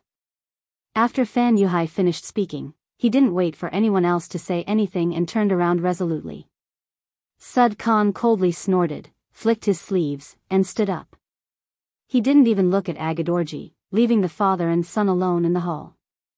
Father, they've all left. Let's go back too. Har Dorji saw that there was no point in staying here with his father. He reached out to help his father stand up from the chair. Sigh, it seems like we can't stay here for long. Agar Dorji sighed from the bottom of his heart as he slowly stood up with the help of his son. In the past, he had a good relationship with Fan Yuhai. In fact, Fan Yuhai was even his subordinate. The two of them had joined forces to resist the powerful Sud Khan. But now, Fan Yuhai had obviously been roped in, which caused the situation to change drastically. The previous fairness had been broken. As the weaker party, it was naturally very dangerous to stay here. Now that there was a powerful enemy in front of them, no one would do anything to him.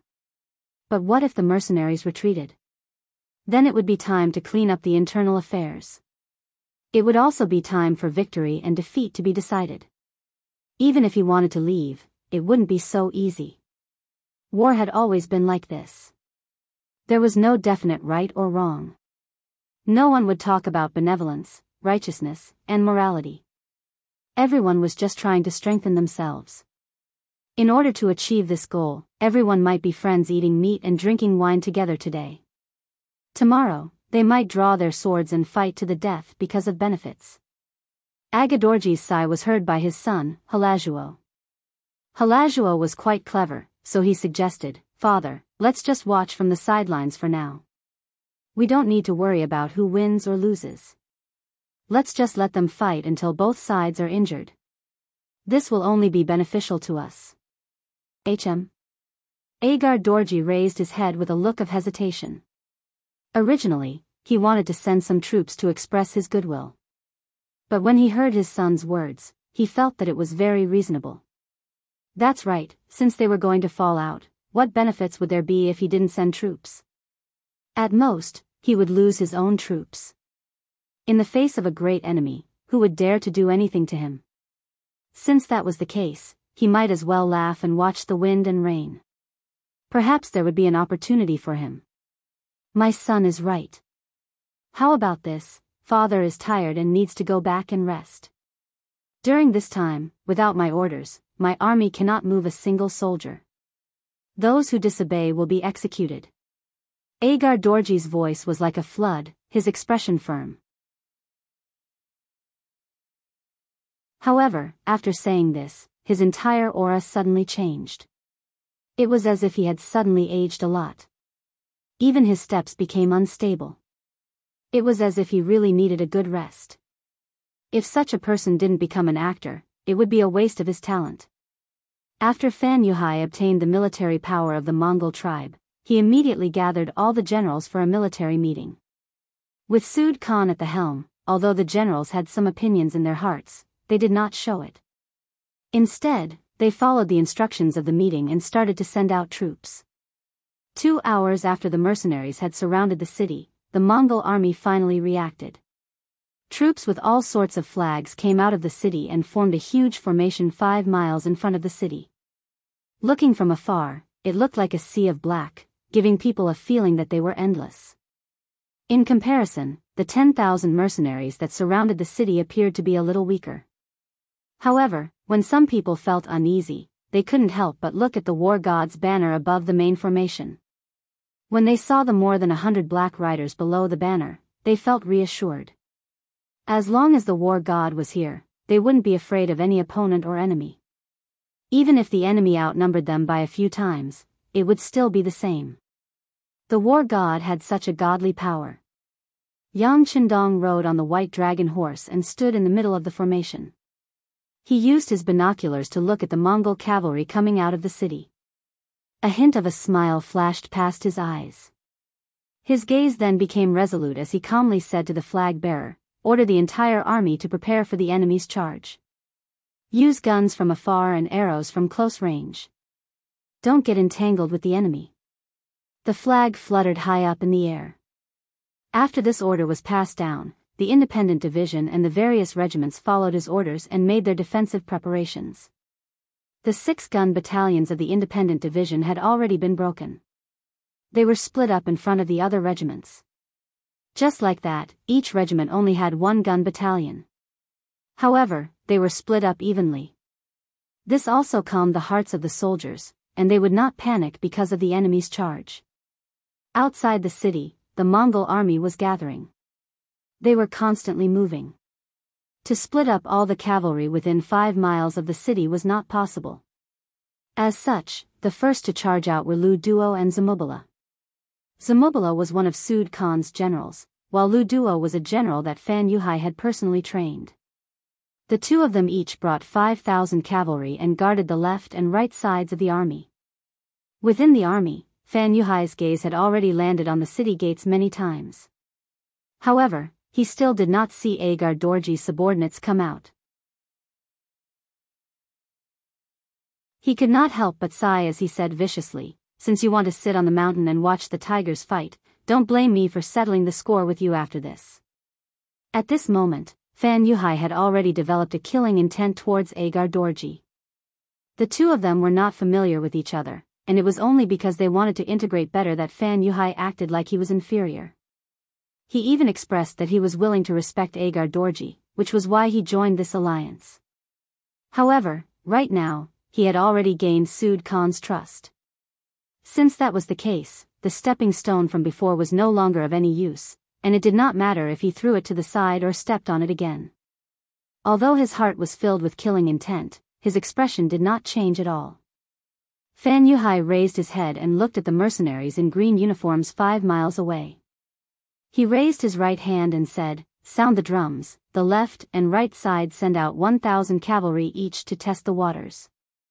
Dong dong dong, the sound of the drums shook the heavens, and every beat seemed to be able to strike one's heart, causing one's heart to swell with excitement. Under the sound of the drums, 2,000 Mongol cavalry slowly came out from the left and right sides, advancing step by step. Order Captain Windchaser and Captain Suhi to send out 1,000 cavalry each to engage the enemy. Tell them that this young master will be watching over them and waiting to give them rewards. Yang Qindong looked at the number of enemy troops and his expression was calm. Since the enemy had only sent out 2,000 cavalry, there was no need for them to use their guns. They would just have a battle of cavalry against cavalry.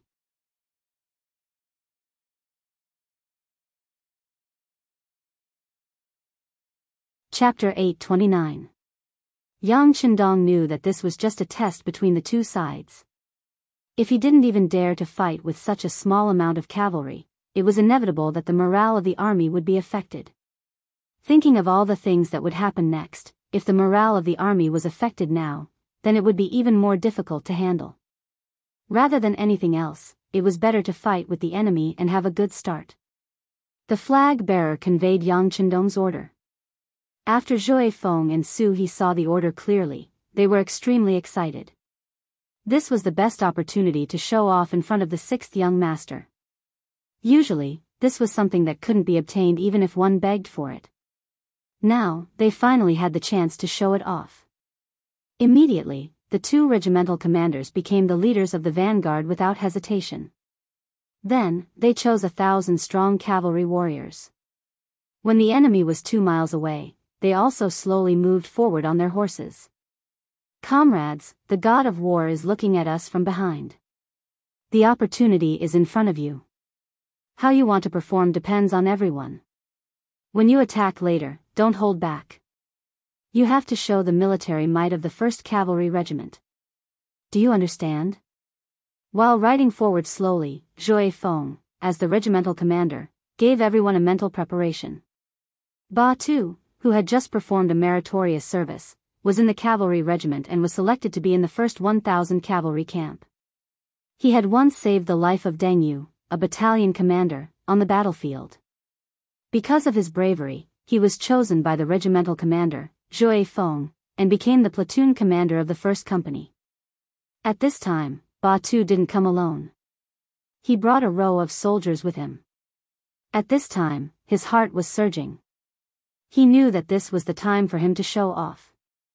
Thinking about how his family had changed because he had joined the mercenary army, and how he had found his life's work, his eyes were filled with an incomparably resolute fighting spirit. Comrades, this is our chance to show off. The god of war is looking at us. All our comrades are also looking at us. Our families in the beginning city are also looking at us. Then we can't let them down. In a while, when the battle starts, everyone will charge together with me. With the tip of the arrow, we will charge into the enemy camp. After we kill our way into the enemy's camp, we will follow the 3-3 battle strategy that we usually train in. Everyone will support each other and kill the enemy with ease. Kill them all. A platoon of 29 warriors said in a low voice. However, it was precisely this kind of muffled sound that was able to suppress everyone's killing intent and ensure that when the battle broke out later, they would be able to display astonishing strength. Not only Batu's platoon, but the other dozens of platoons were also secretly accumulating their strength and suppressing their killing intent, waiting for the moment to erupt. Time continued to pass, and the distance between the cavalry of the two armies continued to shrink. When the distance between the two sides was less than 2 miles, the generals of both sides gave the order for the entire army to charge. Charging 1 mile each was the minimum for the cavalry to charge. If they were any closer, they would not be able to display the flying ability of their warhorses. Both sides charged at pretty much the same time. The ground trembled at that moment, and the sounds of killing filled the ears of the 1st Cavalry. The distance of 1 mile was completed in a dozen breaths of time. Then, there was a flash of blade light and people flew about. Windchaser was at the front. He held a sharp saber and wore a black cape. He was like a black whirlwind as he charged at the front of the 1,000 cavalry. On both sides of his body, there were over 100 riders following him. Under the leadership of this tip of the arrow, they were like a sharp knife, stabbing straight into the enemy's heart. With a move of Windchaser, around 100 meters away from him, tip of the arrow had already formed. They were either made up of 100 men in a company or 30 men in a platoon. They formed into arrows of various sizes, stabbing into the Mongol cavalry that were also charging. Using the speed of the warhorse, the sharpness of the saber, and his exquisite equestrian skills, the moment Windchaser charged into the enemy cavalry, he began to kill them. His arduous training of slashing out 1,000 saber strikes every day had finally paid off.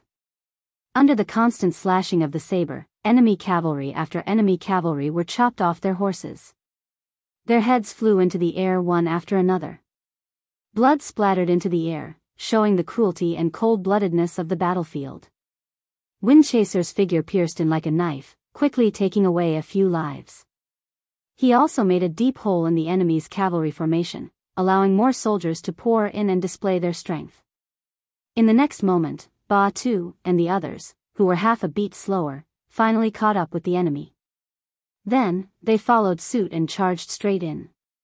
When the power of the tip of the arrow reached its maximum limit, the enemy cavalry finally began to fall into chaos. They had only sent out 1,000 cavalry. Logically speaking, they should have gathered all these forces together to form a cohesive formation to charge in. This was the way of cavalry. The facts had already proven that the strength of the cavalry came from the might of their phalanxes, and from their repeated charges. In such an environment, even if one's strength was extraordinary and could kill 1, 10, or even 100, could one fight 1,000 alone?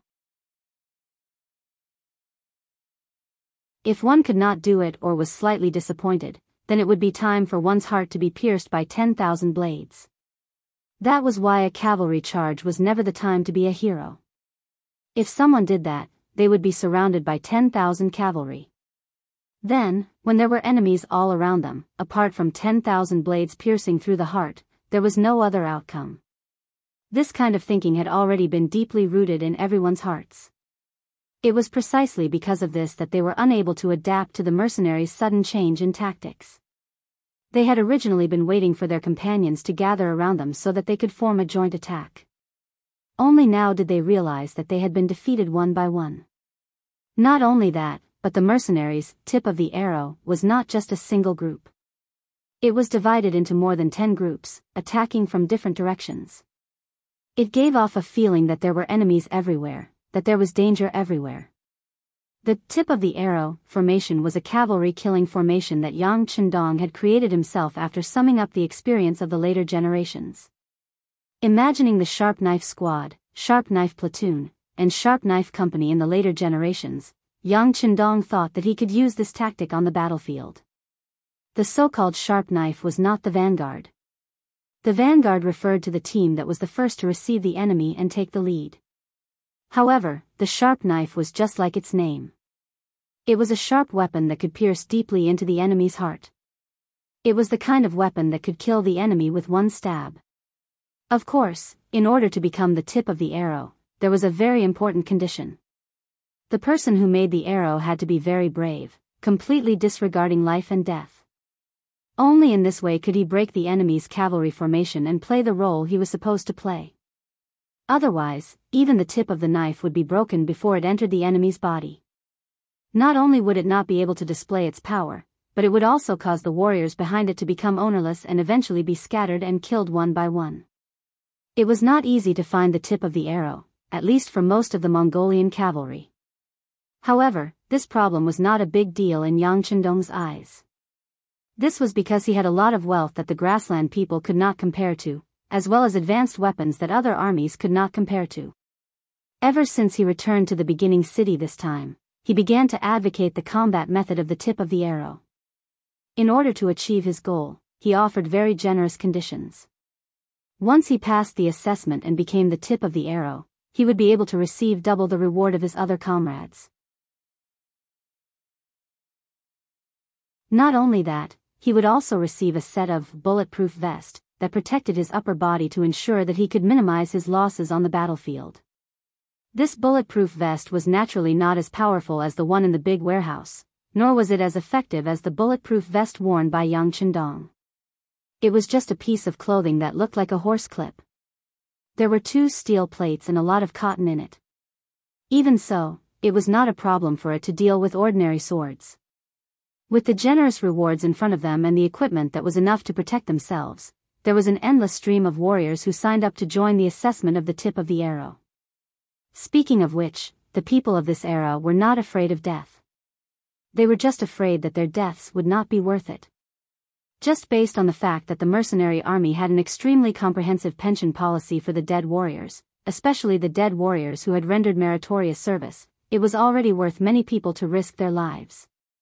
Once they died in battle, their families would benefit. There would be many people who would remember their good deeds. It was worth it to come to this world. It was far better than the other Mongolian soldiers. When people died, they died. No one would take a second look at them. Once they did not die and made meritorious service, the generous rewards would come. Not to say that they would not have to worry about food and clothing for the rest of their lives, but at least they could live a stable life for many years. It was worth it no matter how one looked at it. Yang Chendong had always been very generous to the soldiers who went to the battlefield to kill the enemy. These people were fighting with their lives on the line. Based on this, they should be able to obtain even more.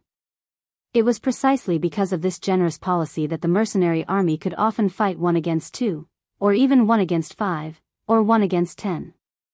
Under the stimulation, the tactic of the tip of the arrow was formed. It was the first time it was used on the battlefield. The facts also proved that this method was feasible. You were like the strongest tip of the arrow. Windchaser was the first to charge into the enemy formation. Although he could not avoid being stabbed many times, with the protection of the bulletproof vest, he did not suffer much damage. On the other hand, the enemy was completely stunned by this tactic. When the tip of the arrow charged into their formation, chaos finally appeared. The strength of cavalry lay in their formation. Only then could they form an advantageous charge and cause damage to the enemy. If both sides were cavalrymen, whichever side panicked first would be the first to lose.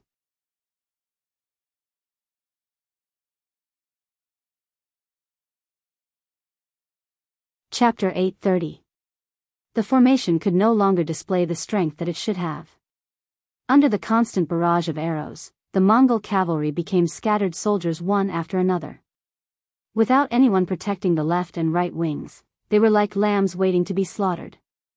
Often, before they could even charge out for dozens of meters, blood splattered all over their bodies, and they were either injured or killed. In comparison, the Windchaser cavalry with the tip of the arrows were like nails that had sunk into the enemy camp. They scattered the enemy and killed them one by one. Even if some of the soldiers had temporarily lost contact with their troops, they still had the 3-3 tactic. As long as there were 3 cavalrymen, they would be able to display the might of a small charging formation. Even if there were 10 cavalrymen, they would be able to hold on for a while. If there were too few opponents, then the saber would fall and the person would die. There would be no victory. On the other side, the Tatar cavalry commander He had also become the tip of the arrow. In terms of individual strength, he was not weaker than Windchaser and was even stronger. He led the Tatar cavalry and charged forward. It was as if they had entered a place where no one could stop them. They killed group after group of Mongol cavalry and continued to expand the battle results. Beat the gong to retreat. Fan Yuhai, who was riding on the horse, had a deep gaze. If one looked closely, one could see the shock in his eyes. Seeing that there were not many cavalrymen left and that they did not have the strength to attack anymore, he quickly gave the order to retreat. The Mongol cavalry who were lucky enough to survive on the battlefield felt like they had been pardoned. When they heard the sound of the gong, they quickly retreated from the battlefield. However, even the formation had been broken, so how could it be so easy for them to escape?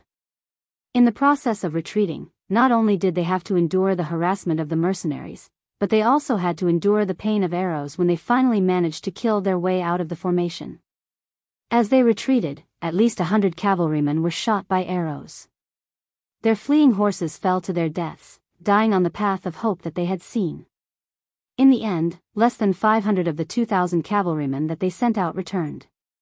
Furthermore, almost all of them were injured, and their faces were filled with fear. Just this battle alone had broken the morale of some of the soldiers. No one could guarantee that such people would not go all out if they were sent to the battlefield again. In comparison, the Tatar regiment only suffered less than 100 casualties. Most of them were injured, and most of them had minor injuries.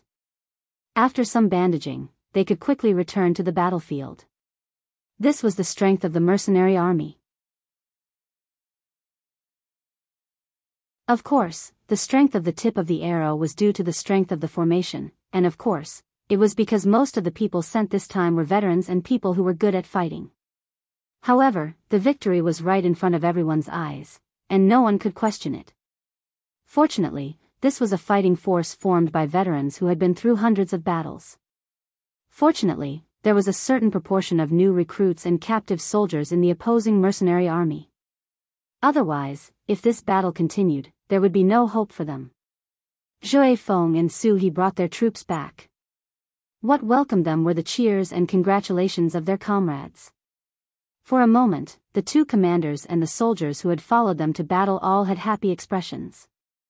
At this moment, Yang Chendong's voice sounded out from the white dragon horse. Those who have done well in battle will be remembered. When we return, we will reward them greatly. Mighty war god! Mighty war god! Immediately, loud cheers resounded across the land. Not long later, the cheers grew louder and louder. Not only were the veterans cheering, even the new recruits who had just joined the army a few days ago, as well as the captives who had just been transferred from the construction team to the army, were all cheering loudly. At this moment, they were quickly assimilating into the mercenary army. They were experiencing what it meant to share glory and loss. When the shouts reached the other side, the expressions of the Mongol cavalry became very ugly. Before, there were some people who had looked down on the Mongol cavalry because of the Battle of Yendu a few days ago. They thought that the legendary powerful mercenary army was only a so-so. However, after witnessing this scene, they quickly closed their mouths. In comparison, they knew just how lucky and difficult their previous victory was. Of course, there were also quite a few generals who turned to look at Fan Yuhai, who was riding on his horse with an unchanging expression. In the previous battle, it was because they had listened to his suggestion that they were able to heavily injure the mercenary army. Now that the war god had personally appeared, they hoped that their general would be able to come up with a better plan. Fan Yuhai's expression did not change, but great waves had already risen in his heart. He had exchanged blows with Yang Chendong before, both directly and indirectly. However, that was only a battle of infantry. Yang Chendong had relied on his long-range firearms. However, the battle in front of him was completely a head-on clash. They had lost so badly and so quickly, which was out of his expectations. However, a famous general was a famous general. Fan Yuhai would not be discouraged because of a momentary defeat. He looked at the mercenary army on the other side and had a new plan in his heart. In the end, they had too few people. Moreover, the ratio of veterans was too low. This was their weakness. In a small-scale battle, they might be able to rely on this advantage to win, but what about a large-scale battle? Even if the casualty ratio was 1, 2, or even higher, he could still afford it. On the other hand, the mercenary army would not be able to take it. Once that happened, it would be time for him to counterattack. Pass down the order. Send out 5,000 cavalry from each side. Charge. The thought flashed through his mind and turned into words as Fan Yuhai spat them out. When Lu Duo and Zamubala heard this order, they were first stunned. Then, they understood what the general meant. They immediately cupped their fists and went to mobilize the cavalry. Sud Khan handed over the command of the battlefield to Fan Yuhai, giving him the authority to mobilize more than 40,000 soldiers. It was just 5,000 men from each side, so it was not a big deal. In just an hour, the cavalry was mobilized. Then, under the leadership of their respective generals, they slowly moved forward. Through the binoculars, Yang Chendong saw everything that the Mongol cavalry were doing. He laughed, inform everyone to defend. Once the enemy charges into the range of the firearms, there is no need to be polite. If the enemy retreats, the cavalry will charge and use arrows to greet them. Fan Yuhai wanted to use the human wave tactic to exhaust him to death. This was indeed a good move. However, it also depended on whether Yang Chendong was willing to play with him. Since he had the advantage of the firearms, why not use it? Only a fool would engage you in a one-on-one battle. Previously, he had exchanged a move with you just to raise the morale of the troops. Since he had reached his goal, it was time to toy with the enemy. The flag waved. The officers who were waiting to be called out had no choice but to suppress their desire to charge forward and fight a good battle. Instead, they began to quietly watch the performance of the musketeers. Of course, it was not that they did not do anything. Instead, they ordered their soldiers to prepare their bows. The moment the enemy retreated, they would chase after them and beat them down. Within Yunda's city, the news of the Mongol army's defeat had spread throughout the city. It was obvious that some people were shocked, while others lowered their heads and shook their heads. Hararuo intentionally walked around the streets, then returned to his father's temporary residence with a face full of excitement. The moment he entered, he shouted, "Father, father, that traitorous Fan Yuhai lost. Hee, I knew it. Who does he think he is? How could he be a match for the war god?" In his heart, Halaruo naturally hated Yang Chendong. If not for this person, he might have already become the son-in-law of the Mongol tribe. However, the hatred he had for Fan Yuhai was not small either. Although Fan Yuhai had never said that he was Agar Dorji's subordinate, in the eyes of this father and son pair, they had always thought so. Now that the two enemies were fighting, no matter who won or lost, it was something they were happy to see. In the courtyard, Agar Dorji was basking in the sun. He sat on a chair with a relaxed expression. Although there was a great battle going on outside, Agar Dorji wasn't worried at all. Even if the sky fell, there would be someone higher to hold it up. On the contrary, he was waiting for Sud Khan to beg him to send troops. When that time came, he would definitely ask for an exorbitant price. Seeing his ugly son yelling and screaming as he entered the courtyard, Agar Dorji shook his head helplessly. His son wasn't very capable, but his temper wasn't small. He really didn't know how his son was going to survive if he wasn't around one day. Ha Lu Roa seemed to only want to vent his feelings. He didn't insist on his father responding to his shouts. Seeing that he had achieved his goal, he turned and left.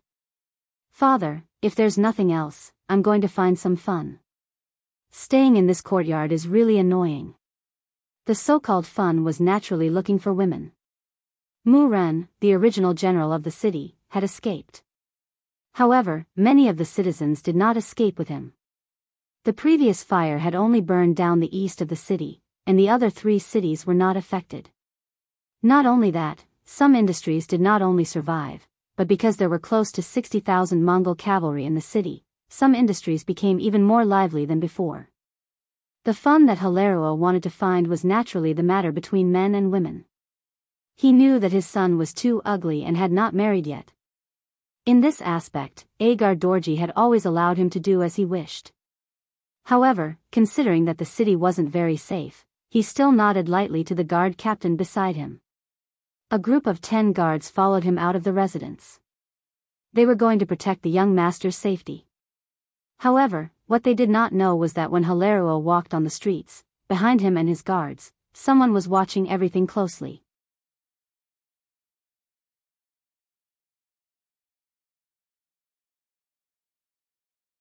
Chapter 831.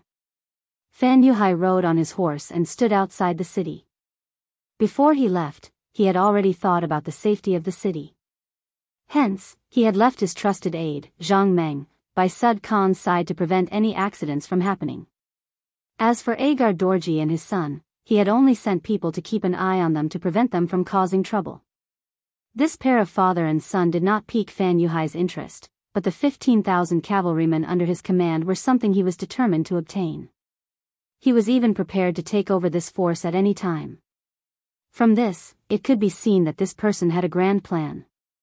Outside the city, there were 5,000 Mongol cavalry on the left and right. A total of 10,000 Mongol cavalry had attacked. By the time they reached the center of the battlefield, they didn't see any reaction from the mercenaries. They did not send out their cavalry like they did at the start. This made the generals who were leading the cavalry feel confused.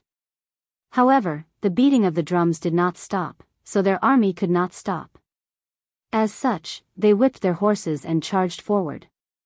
It was only a distance of 3 miles, but the cavalry charged forward for more than 2 miles. Just when they were 1 mile away from the mercenary camp, gunshots suddenly rang out. Pa pa pa. The gunshots did not stop, and the Mongol cavalry at the front fell off their horses like dumplings. 6 battalions, a total of 2,400 musketeers, squatted in front of the mercenary cavalry like a long snake, forming an impenetrable net of fire. Enemies within 500 meters were shot down one by one. The cavalry was very fast, and it should not be easy for the musketeers to hit a fast-moving target. However, there were too many enemies, and it could be described as a dense swarm. With such a formation, even a blind man would have a 90% chance of hitting the enemy. Not to mention, these 6 battalions had been trained for a long time. The gunshots were dense like firecrackers, and the response was that there were Mongol cavalry who fell off their horses at every second.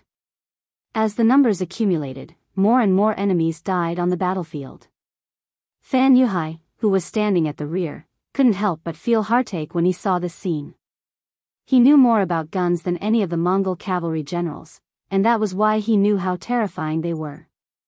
Back then, wasn't the mighty Jianghu kingdom defeated by such firearms? At that time, even the elephant soldiers could not gain the slightest advantage, let alone the charging Mongolian cavalry. The sounds of gunfire continued, and more Mongolian cavaliers died, but they were about to close the distance of 1 mile. At this moment, within the mercenary army, the sound of the bugle of charge rang out. Toot, toot, toot, toot, toot, toot. The loud and clear sound stimulated the adrenaline in the human body, causing every soldier to have the urge to jump on their horses and raise their whips to go on a killing spree. Charge! Tiger's Mane, who was riding on his horse and wearing a white cloak, let out a loud roar. Then, he raised his saber and was the first to rush forward. Now, he urgently needed a great victory to prove himself and wash away the shame of his previous defeat. With Tiger's Man's shout, the various divisions and regiments all moved. In an instant, over 10,000 cavalry jumped out and swarmed over, shocking the Mongol cavalry. Retreat, retreat. Seeing that the situation was not good, Fan Yuhai immediately gave the order to retreat. Immediately, the sound of the gong sounded out, and the Mongol cavalry who did not know what to do immediately turned around and ran. Their reaction was not slow, especially since Fan Yuhai's order was very timely, so they should be able to retreat safely. However, Yang Chendong had already given the order to make preparations. When Tiger's Man and the others charged, they raised their sabers as a feint. Seeing that the Mongol cavalry wanted to turn around and leave, they all picked up their sabers and chased after the Mongol cavalry and shot at them. The prepared bows and arrows shot out and landed among the Mongol cavalry. With a series of pai li pa la sounds, over 1,000 Mongol cavalry were shot down from their horses, either dead or injured. This chase lasted for 3 miles.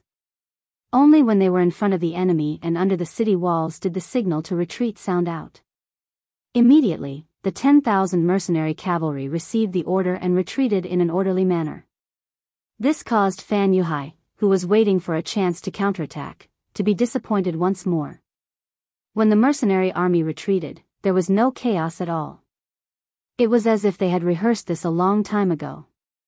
Whoever retreated first would stay behind to cover for them. Even if he sent out the cavalry now, he would not be able to gain any benefits. Furthermore, most of the cavalry were still in the city and had not been sent out. Even if he wanted to move them out, he would need time. This was the disadvantage of having a small city. Outside of the city, there was no way they could fit 60,000 troops. This was probably one of the reasons why Yang Chendong dared to bring his troops over to provoke them. The sky slowly darkened. In the second battle, they had not injured the enemy, but they had lost another 3,000 men. Adding everything together, they had lost close to 5,000 men. Retreat, all of you back into the city. At night, we need to tighten the defense and prevent the enemy from attacking at night. Fan Yuhai's expression did not change as he said to Lu Duo and Kamuba. After that, he rode into the city and headed straight for Sud Khan's residence.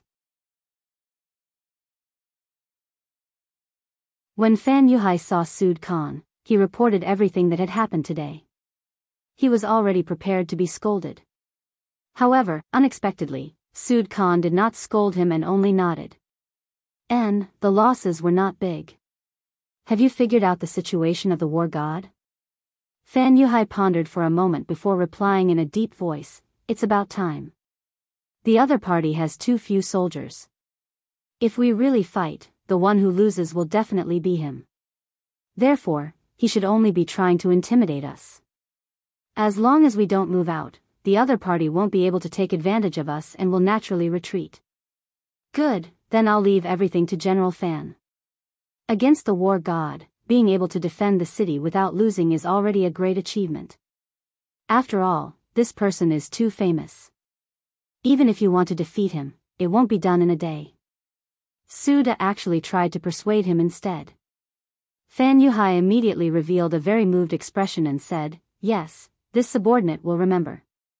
Suda's generosity was partly due to his appreciation of Fan Yuhai's ability. More importantly, the cavalry that died today were not his direct subordinates, nor were they the elites of the Mongolian tribes in Mo Bay. People like them might have been herders yesterday, but today, they had become soldiers. There were many people like them in Mo Bay, so the loss of a few would not be a heartache. Fan Yuhai naturally saw this point as well. That was why he sent the cavalry that were not strong to test the enemy. Just from this point alone, it could be seen that he did things appropriately. The Mongol army retreated back into the city, and the mercenaries cheered as they set up camp. They even lit up a huge bonfire. Under the light of the fire, be it the veterans, captives, or new recruits, everyone had a victorious smile on their faces. Today's 2 victories gave them great confidence. They were filled with trust towards the war god. They believed that under the leadership of the war god, victory would belong to them.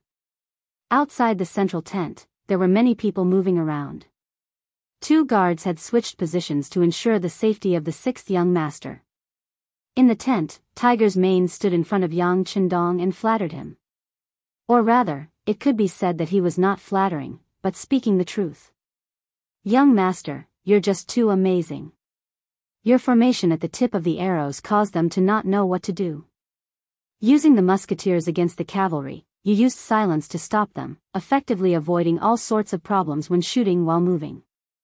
If this goes on, before long, we'll be able to take down these Mongolian soldiers and wipe away the shame. Tiger's Mane was still speaking excitedly as if he was saying something great. However, Yang Chendong suddenly raised his head. Do you really think that with our current formation, we can destroy the 60,000 Mongol soldiers in front of us?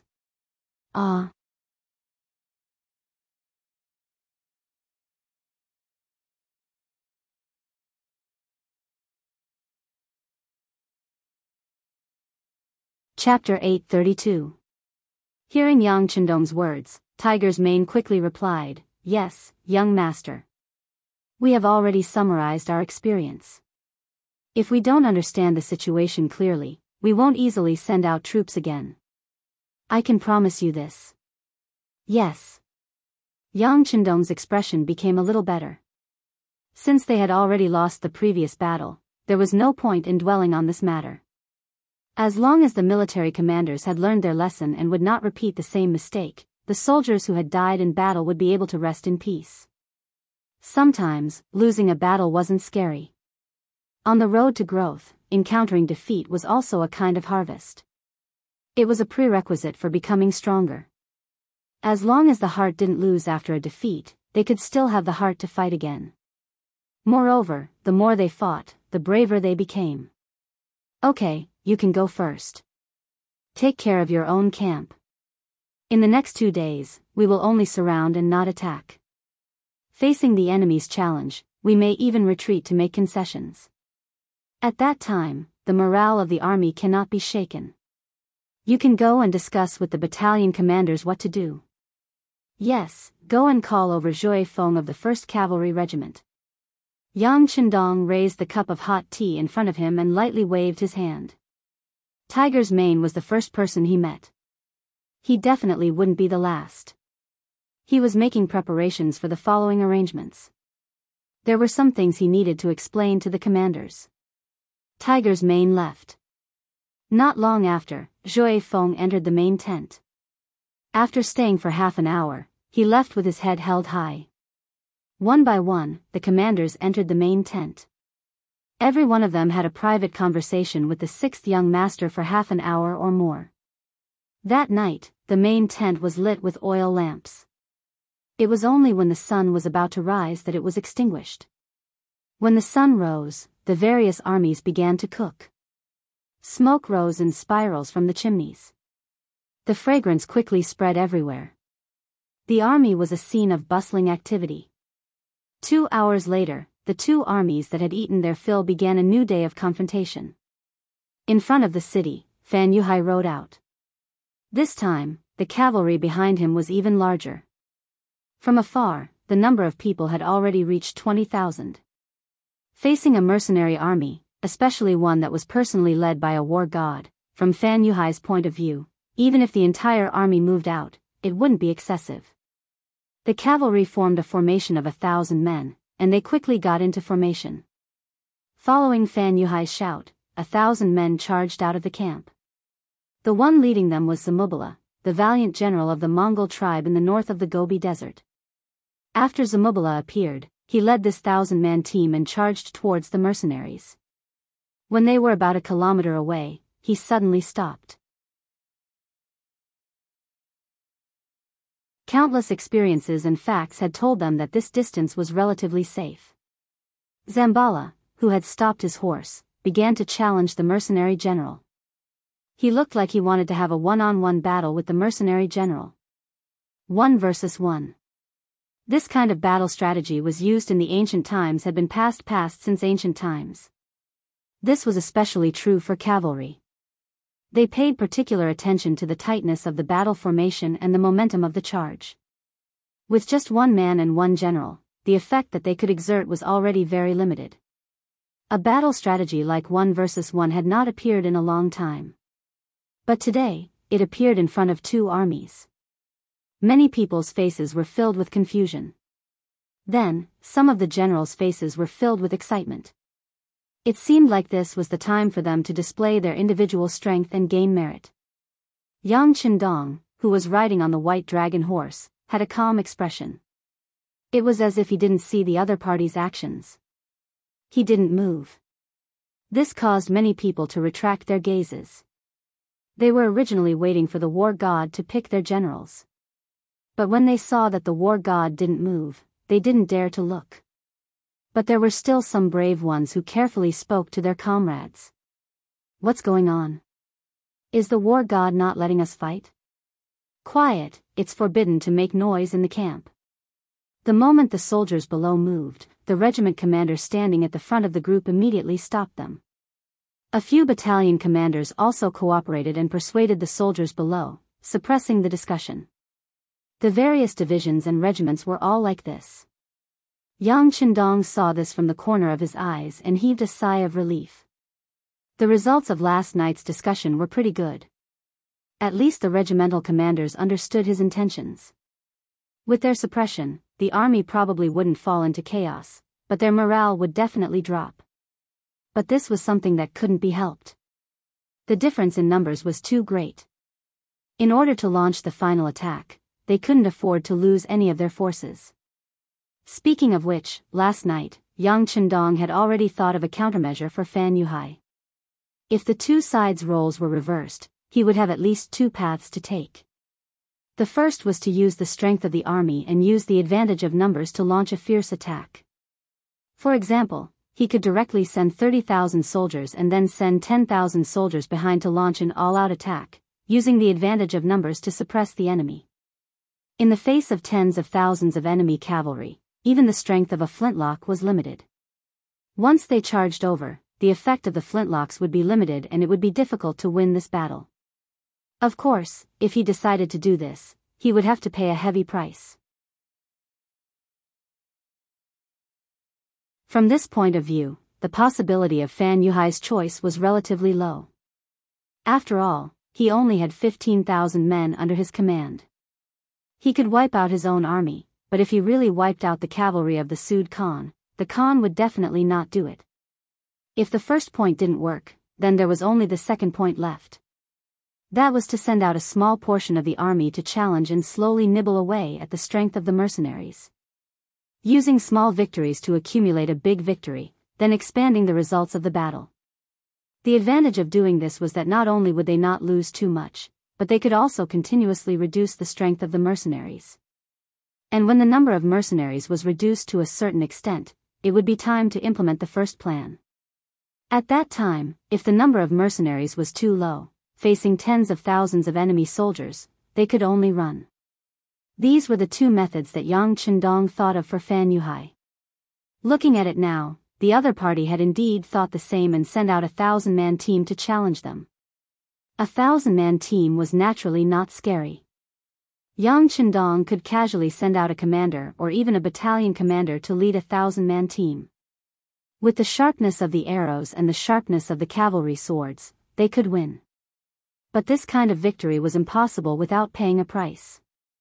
If 100 men died in one battle, then 1,000 men would have to pay 10 times the price. As time passed, the mercenaries would definitely be the first to be unable to bear it. Not to mention, in a 10,000-man team, there were only a few veterans. Once the battle was over, their effective fighting strength would be worn out by the challenges one after another. How would they have any strength left to launch an all-out attack?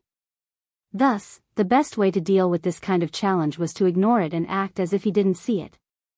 And with the huge range of the firearms, the other party would naturally be helpless. The only drawback was that in the long run, the morale of the soldiers would definitely take a big hit. This was the biggest test for the mercenaries. Seeing through the other party's intentions, Yang Chendong naturally wouldn't let them succeed. Thus, there was the current strategy of not moving to deal with the changes. Zamobala, who was 1,000 meters away, had already prepared himself for a battle. However, when he realized that there was no movement from the other party after half a day, he thought of Fan Yuhai's instructions and immediately started cursing. He cursed and scolded, calling him a coward, a pussy, and so on.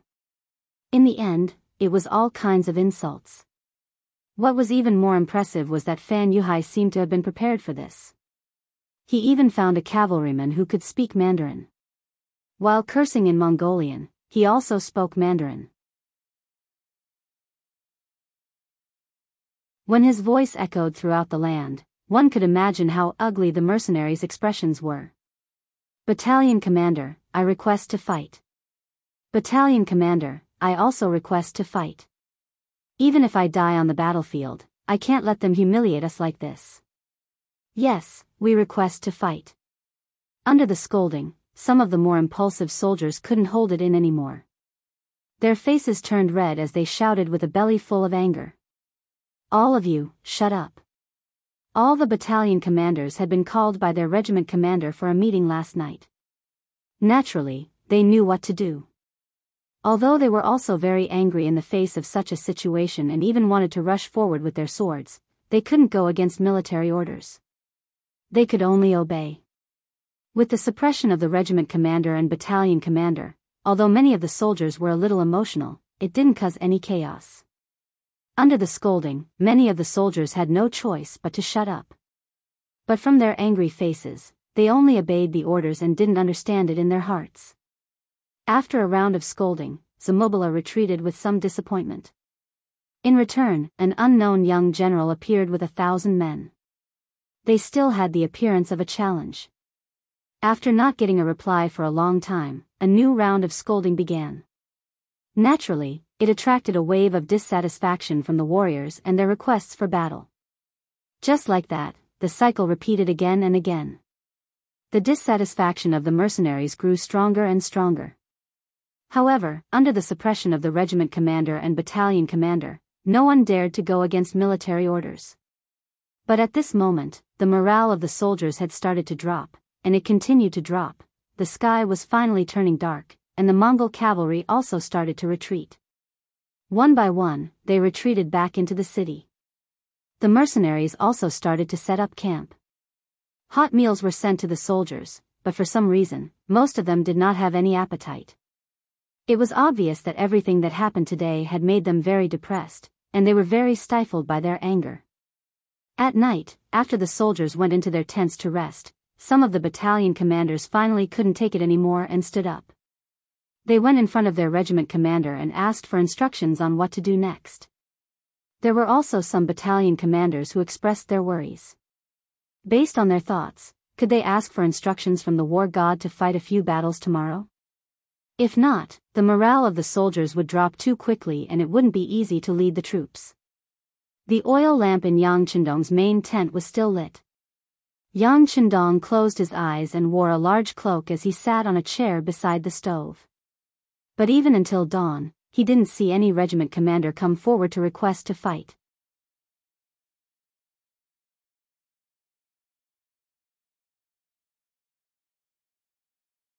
Chapter 833. When the sky started to brighten, Yang Chendong, who had been resting with his eyes closed, opened his eyes. He then chuckled and muttered to himself, "Not bad, not bad." Tiger's Mane and the other commanders did not come to complain to him. This proved that they could still control the army.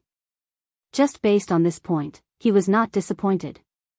But after laughing, Yang Chendong looked outside the tent that was already bright and couldn't help but shake his head. Today is also a difficult day. Just as they had expected, after both sides got into formation again, the Mongolian cavalry's challenge began again. Just like yesterday, there were still groups of 1,000 men walking out. They were shouting and cursing, and all sorts of insults were thrown out. Those insults were as unpleasant as they could be, and once again, it caused the soldiers below to angrily rebuke and request for a fight.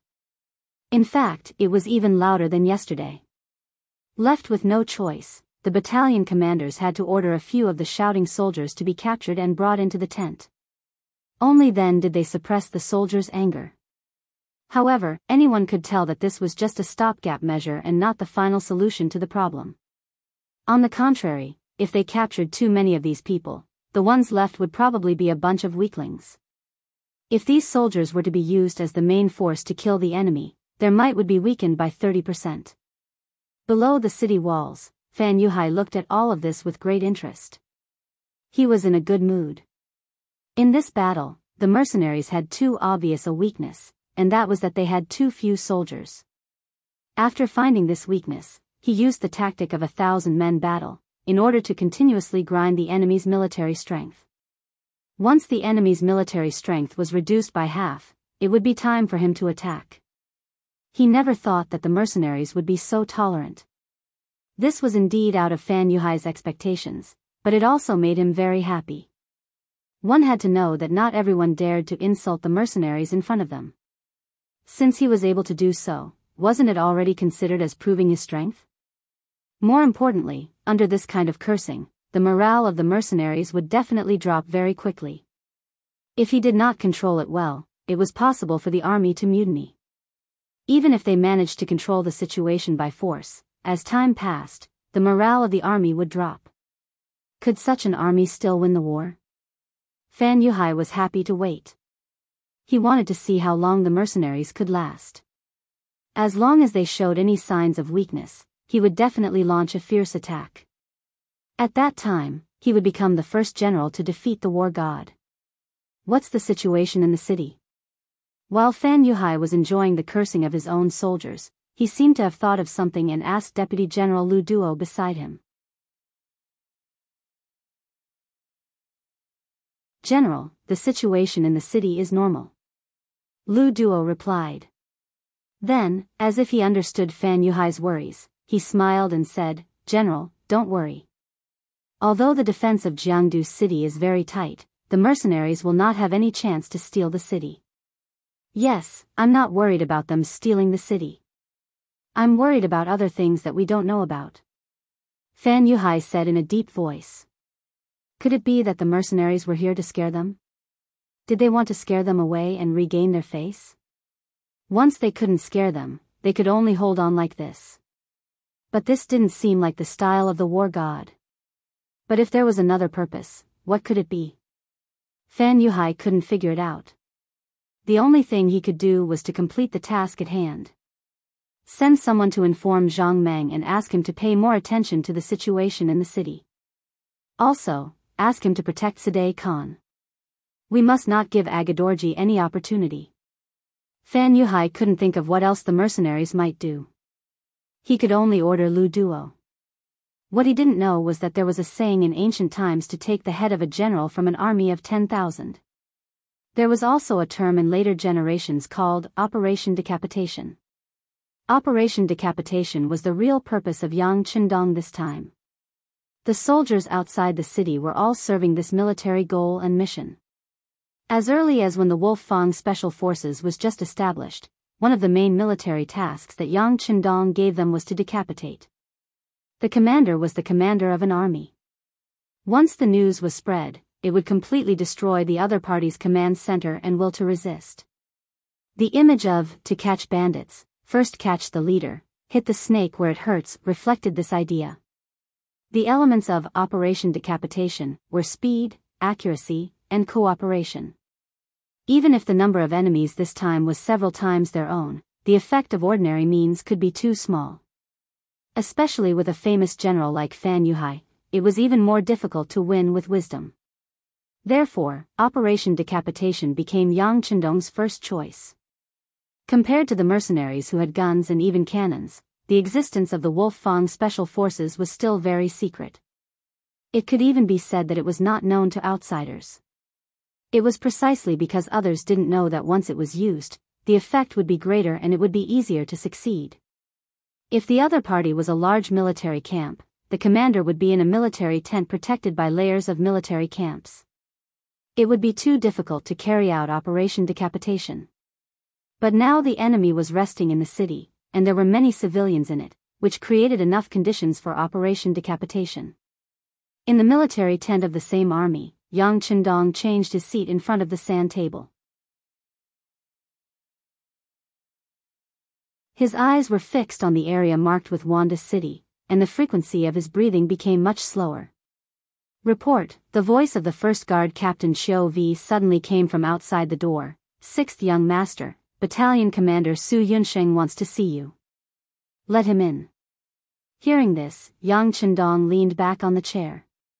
He knew that the conditions that should be prepared were sufficient. The next step was to see the performance of Tai Hu, Bai Zhua, and others in the city. Fan Yuhai was very careful. Every night before going to bed, he would walk around the city tower to see the army's night deployment. After making sure that nothing would go wrong, he would leave with satisfaction. But he didn't know that Yang Qindong didn't mean to send the army for a night attack at all. His hope was on the Wolf-Fang Special Forces and the Ghost Sniper team that had already entered the city. These two teams had limited personnel, only a few dozen people. If they wanted to enter the city, they wouldn't arouse suspicion at all. Although the 4 gates of Wanda's city were closed since the sudden appearance of the mercenaries, in fact, Tai Hu and others had already entered the city a few days ago in disguise. Now they were making all kinds of preparations in the city. If words had to be used to describe it, it was like Sun Wukong who got into the belly of Princess Iron Fan and was ready to make a big scene. Even during the war, there was no curfew in Wanda City. They were different from the Great Ming Dynasty. They never had such a saying in consciousness. Therefore, even though the sky was completely dark and it was already midnight, one could still see some shops on the streets lit up by oil lamps. There were also some figures walking back and forth on the streets from time to time. The Drunken Pleasure House was the largest and the best business in the city. It was also the largest brothel in the city. In a private room, the 2 teams of Tai Hu and Bai Zhua, who had been dressed up, were drinking here. At the same time, they were also discussing tonight's action. Beside them, 2 women wearing revealing clothes and heavy makeup were sleeping. No one would have thought that in a place like this, there would be people who spent money but didn't buy sex. Not to mention that they were on a mission, and not to mention that these 2 women were too ugly to look at. Their military discipline didn't allow them to do this kind of thing when they were on a mission. So the two of them didn't even look at the two women who had fainted after drinking the knockout drug. Instead, they lowered their voices and made plans for the night. The army has been out for 3 days. This is the deadline that the 6th young master set for us. We must act tonight. How are the preparations on your side? Biyao was half lying on the table. He looked at Taihu, who was close by, and asked in a low voice. Everything is ready. Skinny Monkey and King Kong are watching that kid. Taihu narrowed his eyes, making it impossible for others to see what he was thinking. Even his murderous aura had been completely concealed. The 6th young master once said that a real assassin wouldn't reveal a trace of murderous aura. If they couldn't do this, then they were unqualified. Now, Taihu had entered this realm. Good, then I'll wait for you to make a move. After Biyao said this, he poured a cup of wine on himself. Then, he walked out of the room with a strong smell of alcohol. At this time, the drunken pleasure house was the best time to seek pleasure. Rashly leaving would attract the attention of people with ulterior motives. However, the smell of alcohol was completely different. It was the best cover. After Biyao left, Taihu also stood up. Then, he put his right hand to his mouth and whistled. Naturally, people with ulterior motives could hear it. However, for those who were drunk, this sound wouldn't attract the slightest bit of attention. They would only think that a wanton person was doing something rash. After the whistle sounded, in the best private room of the drunken pleasure house, a man who was sleeping with 2 women in each arm suddenly felt a chill on his neck. Then, a piercing chill rose from his heart. Instinctively, he reached out to grab the dagger under his pillow. Hala, if you're a young master, why struggle? You should know that since I've come here, I naturally won't give you any chance. A skinny man who only weighed about 80 kilograms chuckled, revealing a harmless smile. However, if one looked carefully, it wouldn't be difficult to see that there was a hidden killing intent under his laughter. The person lying on the bed was Hala compared to Fan Yuhai, who was fighting war god outside the city every day. He was cooped up here every day, enjoying what he thought was the most beautiful thing in the world. However, he didn't expect that someone would suddenly appear in front of him. How did he get in? Why didn't the guards outside notice?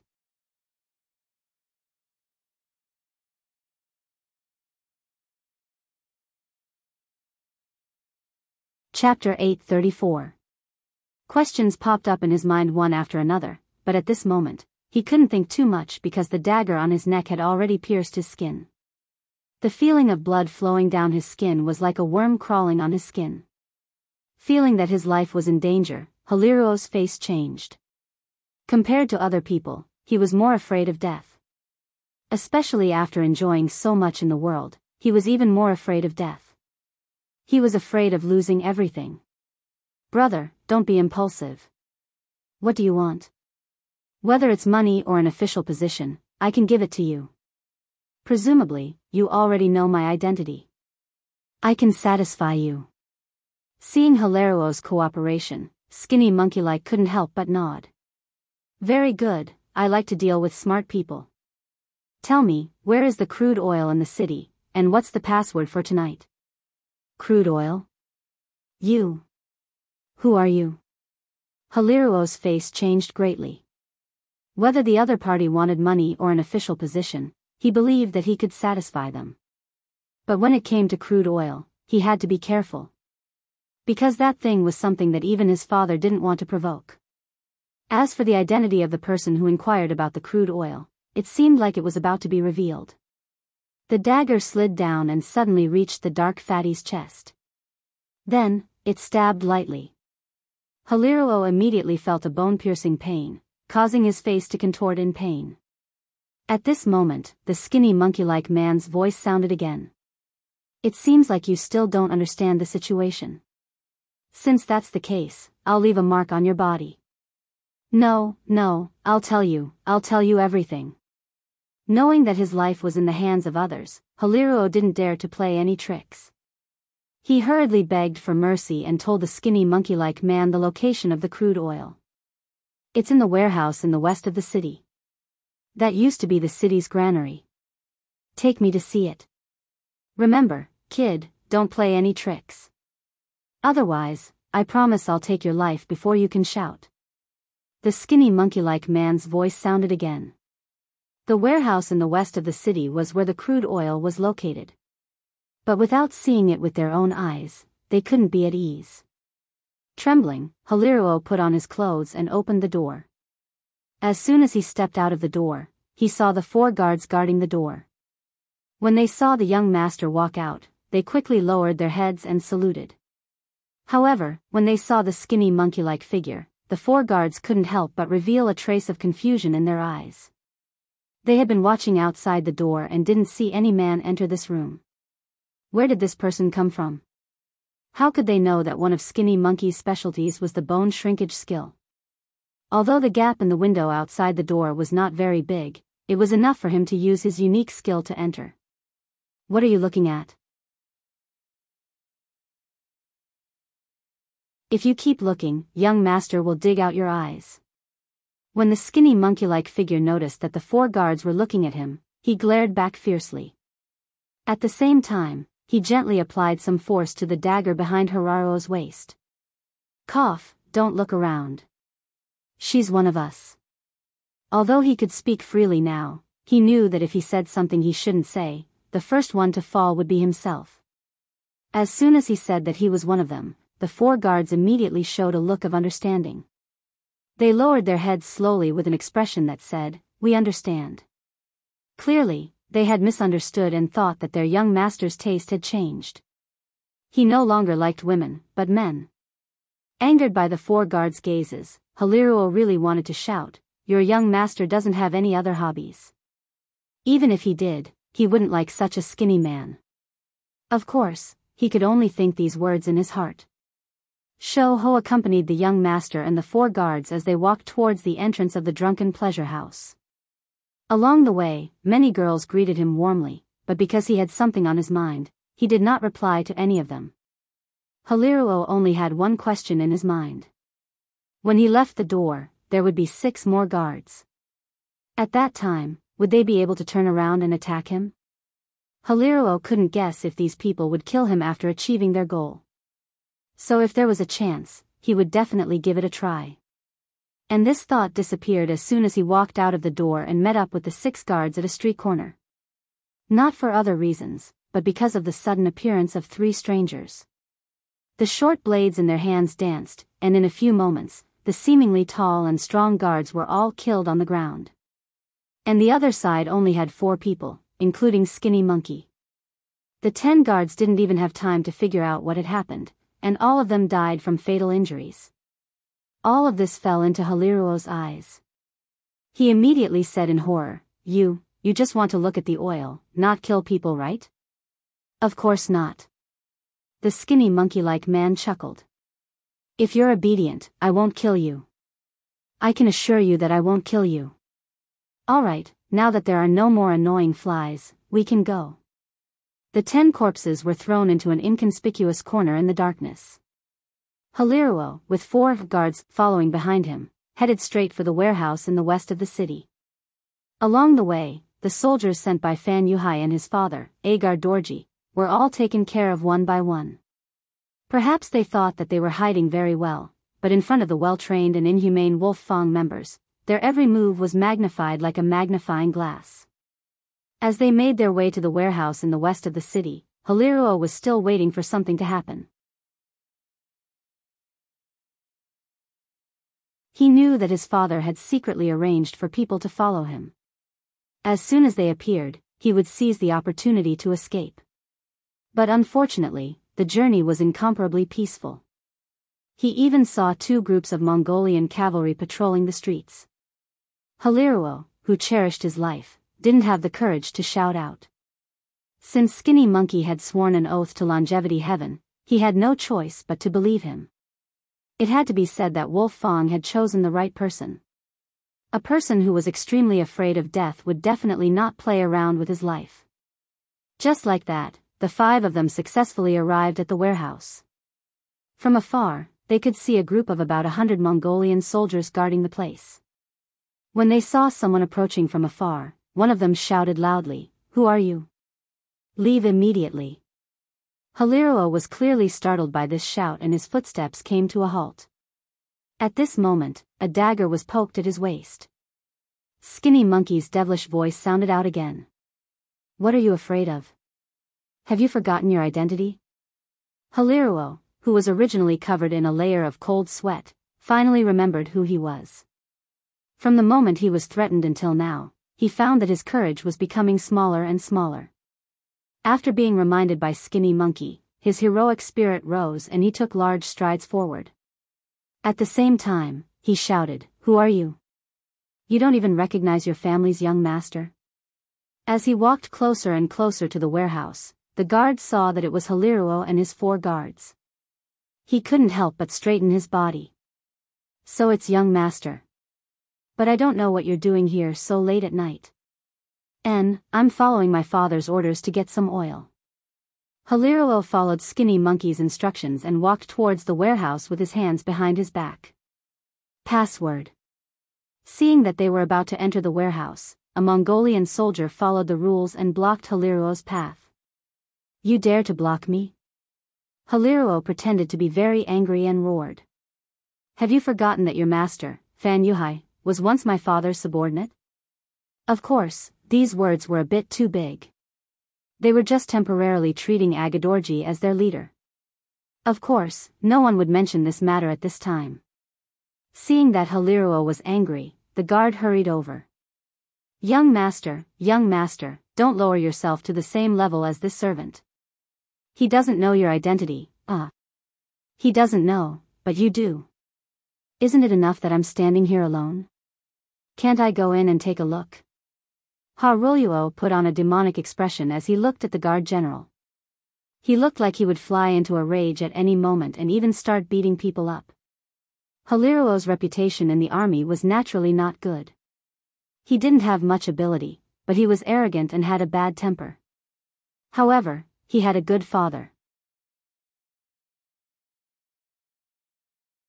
If he really provoked him and beat him up here, he was afraid that he wouldn't be able to say anything even if he was in the right. The guard naturally understood this logic. He wouldn't go against his young master because of a password. He immediately smiled apologetically. "Young master, of course I know you. It's just that if you want oil, you can't go in." Haliruo thought that the guard was being tactful. However, after hearing his reply, it was clear that this wasn't the case. Haliruo's face fell. Young master, don't be angry. I'm not stopping you. I'm just telling you that there's no more oil inside. It's all been moved away." The guard came forward and said softly. "Moved away? Why didn't I know about this?" Haliruo's face was filled with shock. This wasn't an act. He really didn't know. Oh, this was an order from General Fan. Not long after the sky turned dark, the oil was moved away. The guard naturally couldn't say that this was a secret order from Fan Yuhai. If he said that, it would seem that Fan Yuhai didn't trust Agadorji and his son. If that happened, he wouldn't be able to bear the consequences.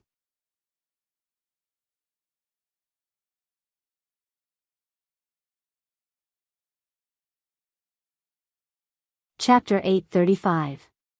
Even without the general's explanation, Haliruo understood what he meant. When he thought about how he had to hide such an important matter from his father and himself, he couldn't help but feel angry. Good, this Fan Yuhai is getting more and more arrogant.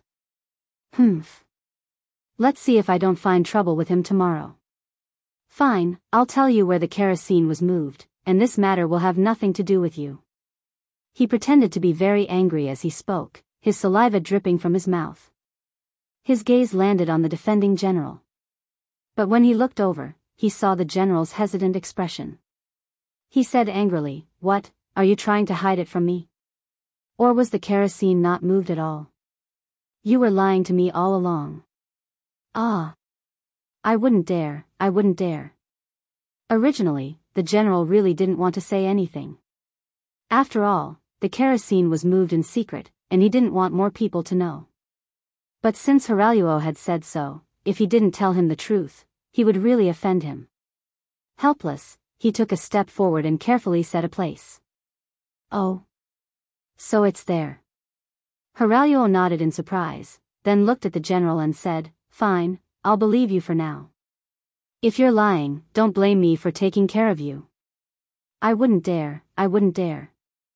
But young master, I'll have to trouble you not to tell anyone that I told you this. Otherwise, I'm afraid General Fan will beat me up." As he spoke, the general cupped his hands and begged for mercy.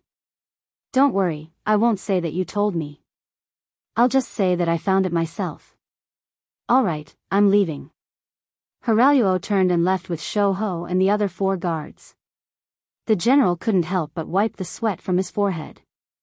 This little ancestor was finally gone. Haraluo's group of 5 quickly left the warehouse. When there was no one around, Shou Ho immediately asked, "Speak, where was the kerosene moved to?" At this moment, Haraluo no longer looked as imposing as before. Instead, he looked like he was begging for mercy. "I can tell you, but can you promise to spare my life?" "Of course, as long as we see the kerosene, I won't kill you." "I've already sworn." Skinny Monkey chuckled. Haraluo let out a sigh of relief at the thought of an oath.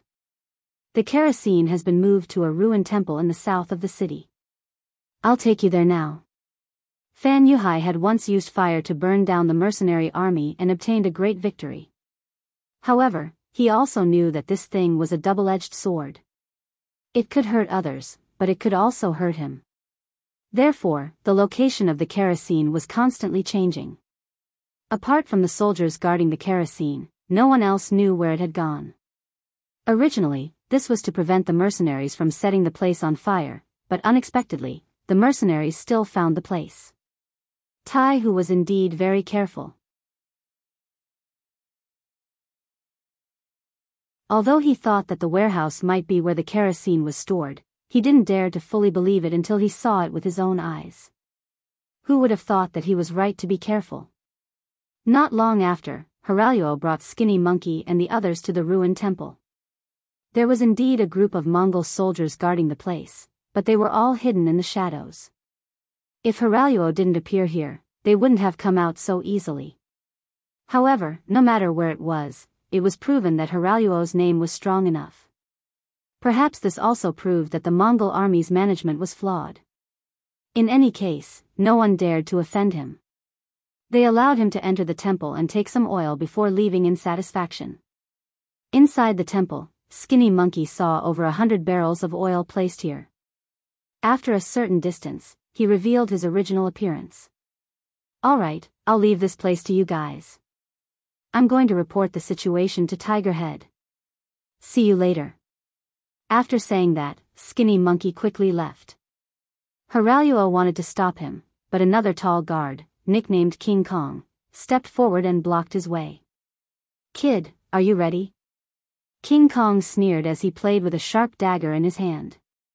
Sensing danger, Haraluo's face turned pale. "You. What are you doing?" "He said he wouldn't kill me just now." "That's right, he won't kill you. Otherwise, he wouldn't have left so quickly." "But I didn't say I wouldn't kill you, did I?" King Kong was still smiling, but the killing intent on his face was getting heavier and heavier. At this moment, his killing intent was revealed. He couldn't wait any longer. This person in front of him had caused trouble for the 6th young master more than once. In Wolf Fang's eyes, such a person deserved to die. You're despicable." Seeing that they were about to hit him while he was down, Haraluo wanted to shout. Even if he died, he wanted to make some noise and attract attention. Unfortunately, his reaction was still a little too slow. The moment he opened his mouth, he felt a sharp pain in his chest. Then, all the strength in his body seemed to have been sucked out at this moment. With a face full of depression and regret, he ended his life just like that. Haraluo was dead. After his death, Skinny Monkey quickly returned to the drunken pleasure house. He found Tai Hu and reported the new situation. He thought that it was a close call. Fortunately, he went to take a look. Otherwise, he was afraid that he would have made a big mistake. I already know what happened. Inform the brothers to stay away from the ruined temple and hide. Also, inform Captain Biyao and the others that we will begin the operation in half an hour. The cold wind whistled. Although it was spring, the early spring in the grasslands was still very cold at night. Yang Qindong, who had just taken a nap, was woken up by the radio operator, Wang Shan. After reading the contents of the telegram, he laughed coldly and said, "Good, Tai Hu and the others have done a great service. How about this, immediately call Tiger's Mane and all the other commanders over for a meeting." In the middle of the night, the mercenary camp started to get busy. One by one, the commanders walked into their tents with faces full of suspicion. When they came out again, their faces were filled with excitement. Not long after, the entire camp started to move. However, this time, no one blew the whistle. The soldiers in their tents were all quietly woken up. The movements of the mercenary camp did not attract the attention of the enemy. This was also due to the tyrannical style of the reconnaissance unit. In order to ensure that they would not be attacked, they would usually place their sentries far away. Slowly, the Mongolian army had gotten used to it. Since they had no intention of attacking the camp, they retreated further and further, losing the ability to observe the movements of the mercenary camp at night. The half hour was about to pass. The various regiments and various ranks of soldiers walked out. They mounted their horses and held their blades. They were densely packed and waited in the cold wind. The commander of the reconnaissance battalion, Su Yunsheng, appeared again.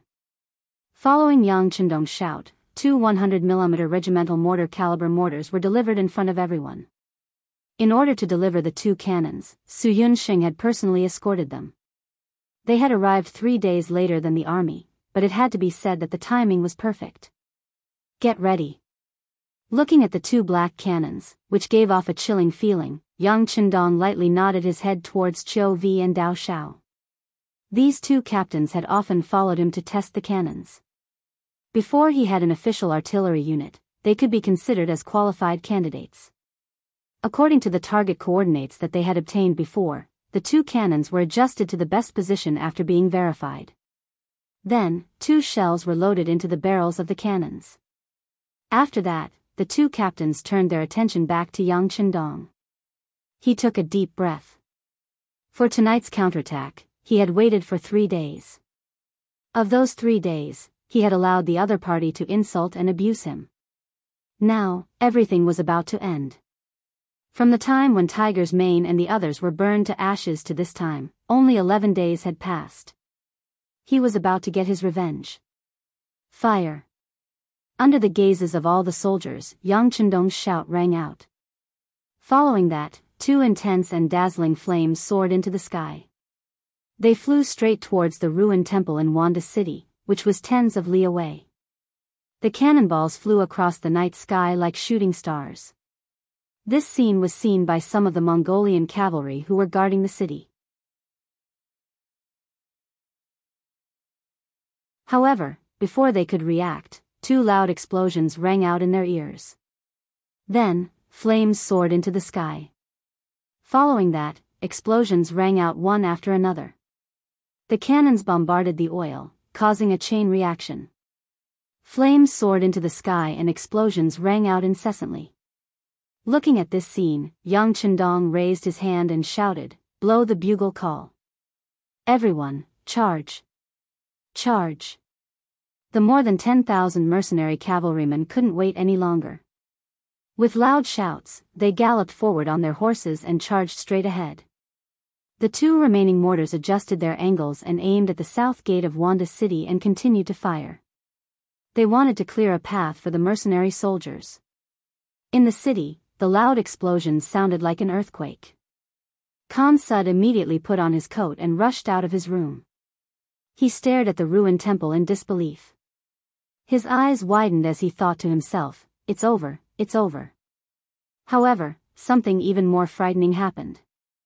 Just as he was standing in front of the door and lamenting, a small flame suddenly flashed and entered his chest. The powerful recoil directly knocked Khan Sud to the ground.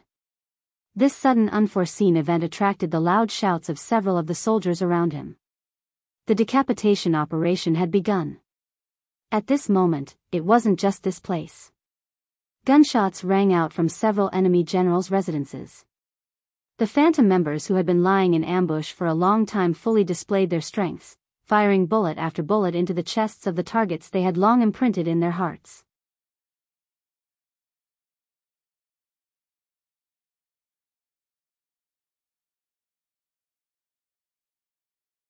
Chapter 836. One of the targets was Agar Dorji. However, for some reason, the bullet that should have hit his chest only hit his shoulder instead. Fresh blood gushed out from the wound, causing Agar Dorji to scream in pain. My lord, my lord. The soldiers ran over and surrounded Agar Dorji to prevent anyone from hurting him. At the same time, they looked around vigilantly, searching for the assassin. But how could they know the power of a sniper rifle? A sniper more than 1,000 meters away was already beyond their knowledge. How could they still find him? Not to mention, the city was already in chaos. This was the best cover for them. Stop shouting. I'm not dead. Quick, inform the other generals. Retreat, retreat. Agadorji felt the pain coming from his right arm as he gave orders to his bodyguard beside him. My lord, are we not going to defend the city? One of the soldiers asked an idiotic question. Defend my ass. Don't you see? The fire has already started, the people's minds are in chaos, the city cannot be defended. All right, go inform the other generals, we are retreating in the direction of Jianghu town, quickly. After Agadorji shouted these words, he finally fainted from the pain. Following that, everyone was busy shouting. However, even at this time, there were still some bodyguards who didn't forget to go to the Drunken Joy Pavilion. They wanted to find the young master and let him take charge of the situation. However, the reality only proved that this was just a beautiful idea. Fan Yuhai was also attacked by the beheading operation. Regrettably, this person's residence was a little too remote. Perhaps because he was naturally vigilant, his surroundings were filled with his personal guards who had followed him since the Jiaoji period, making it impossible for Baizhua to approach. In the end, he could only choose to set up an ambush at a distance of 1,600 meters. But to be honest, at such a distance, the effectiveness of a sniper rifle was very low. Captain Baizhua was the one who personally carried out this mission. He knew that this person was the only one in the city who gave the sixth young master the most headaches. If he could kill this person, it would be his greatest achievement. Baizhua held his breath and focused his mind. Even though the cold wind was howling in his ears, his posture did not change at all. He continued to stare at his target, waiting for the best opportunity to attack. Through the infrared scope, he saw Fan Yuhai get on his horse and lead a group of cavalrymen out of the courtyard. They headed straight for the main street, and the distance between them shortened. 1,000 meters, 800 meters, the best distance was only 500 meters. However, the best angle and opportunity to shoot did not appear. Fan Yuhai, who was surrounded by bodyguards, gave off a feeling that they did not know where to start. It seemed that no matter which shot was fired, it would be difficult to hit the target. Even if the shot was fired, it would be difficult to guarantee that the shot would hit the target while moving. Forget it. Baizhua's heart sank again. He adjusted his target again. This time, he decided not to hit the man, but the horse. Relatively speaking, a horse's body was much larger than a human's, especially the pure black horse that Fan Yuhai was riding. Even on the battlefield, it was like a crane among chickens. When the target changed, it was quickly locked, followed by the sound of a gunshot. Bang! The sound of the gunshot was accompanied by the scene of the warhorse falling down and Fan Yuhai flying up. Taking advantage of this opportunity, Baizhua shot again, but unfortunately, because he was too anxious, this shot did not hit the target, but hit a bodyguard. Blood splashed, and the bodyguard fell to the ground and died. In exchange, other people shouted to protect the general. Biyao quietly took advantage of this chaos. The sniper's rule was that once the shot missed, they must withdraw immediately. Otherwise, it would not be him sniping others, but others would snipe him. General Lu Duo, who was in the team, immediately came to Fan Yuhai, who fell to the ground. He saw that the general's face was covered with mud and snow, and even one of his front teeth was knocked out. Blood flowed from the corner of his mouth. He exclaimed, "General, are you okay?" "I'm fine." He felt pain all over his body, but fortunately, every part of his body was still intact, so he was relieved. However, when he thought about the battle before him, he still said to Lu Duo, "Quick, immediately cover the retreat. Find Khan Sud and follow him out of Yunda city. We can't stay here any longer." At this moment, Fan Yuhai's heart was filled with too much unwillingness. Over the past 2 days, his reputation in the army had increased day by day, and the morale of the army had also increased step by step. He was the first person to face the god of war and not admit defeat. He even shouted at the other party to retreat. Because of this, he had become a hero in the eyes of some people. If he had a few more days, he would have even made up his mind to go all out and fight to the end.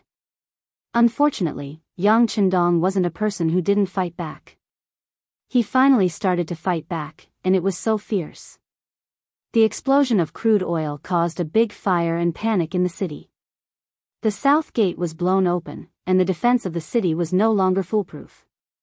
Now that he was injured, although his life wasn't in danger, he had lost the ability to move freely for a short period of time. Under such a disadvantage, he was afraid that he could only abandon the city. However, he knew that his battle with Yang Chendong wasn't over. This was just the beginning of the grassland. Of course, because of the lack of information, he didn't know that Khan Sud, Agadorji, and some other generals had been shot. If he knew, he would have given the order to retreat even more decisively. Lu Duo had always been by Fan Yuhai's side. Since the time in Jianghu, he could see that his general was extraordinary.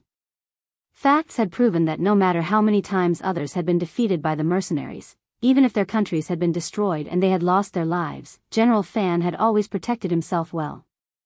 Just this point alone was enough to earn Lu Duo's respect. Now that the general had given the order, he would definitely do his best to carry it out. After agreeing, he ordered someone to pass on the order. Then, he found a large wooden plank and placed Fan Yuhai on it, before leaving with his head held high. At the east gate of Wanda City, there were a few gaping holes in the walls. Following these holes, the mercenaries easily entered. What followed was a battle cry that shook the heavens. The 2,000 Mongol soldiers that were in charge of defending this area became the first target. Over 10,000 Mongol soldiers came from different directions like a tornado. Even a man and a blade wasn't something that these 2,000 Mongol soldiers could withstand. Very quickly, this army was swallowed up by the flood of horses. After successfully entering the city, they could see many Mongol soldiers on horseback searching for their troops. When these people saw the mercenaries charging into the city, they immediately scattered and wanted to leave. However, in front of the mercenaries who had a plan in mind, their actions were laughable. When the first regiment had their own mission, they only needed to follow the orders. As for the Mongol soldiers blocking their way, they could just casually kill them. Regiment after regiment of mercenaries entered the city, and the independent division led by Tiger Mang set their sights on Sud Khan, who was constantly running away. When the scouts reported that a large group of Mongol soldiers was retreating towards the north of the city, he immediately made a decision and led a division of cavalry to chase after them. The previous defeat had always been a pain in Tiger Mang's heart. Originally, he wanted to perform better, but he never expected that he would be defeated in the end. Although the sixth young master did not punish him for this matter, and did not even say a harsh word, he knew in his heart that the young master must be disappointed in him. When one made a mistake, it wasn't something that could be fixed with just a sentence.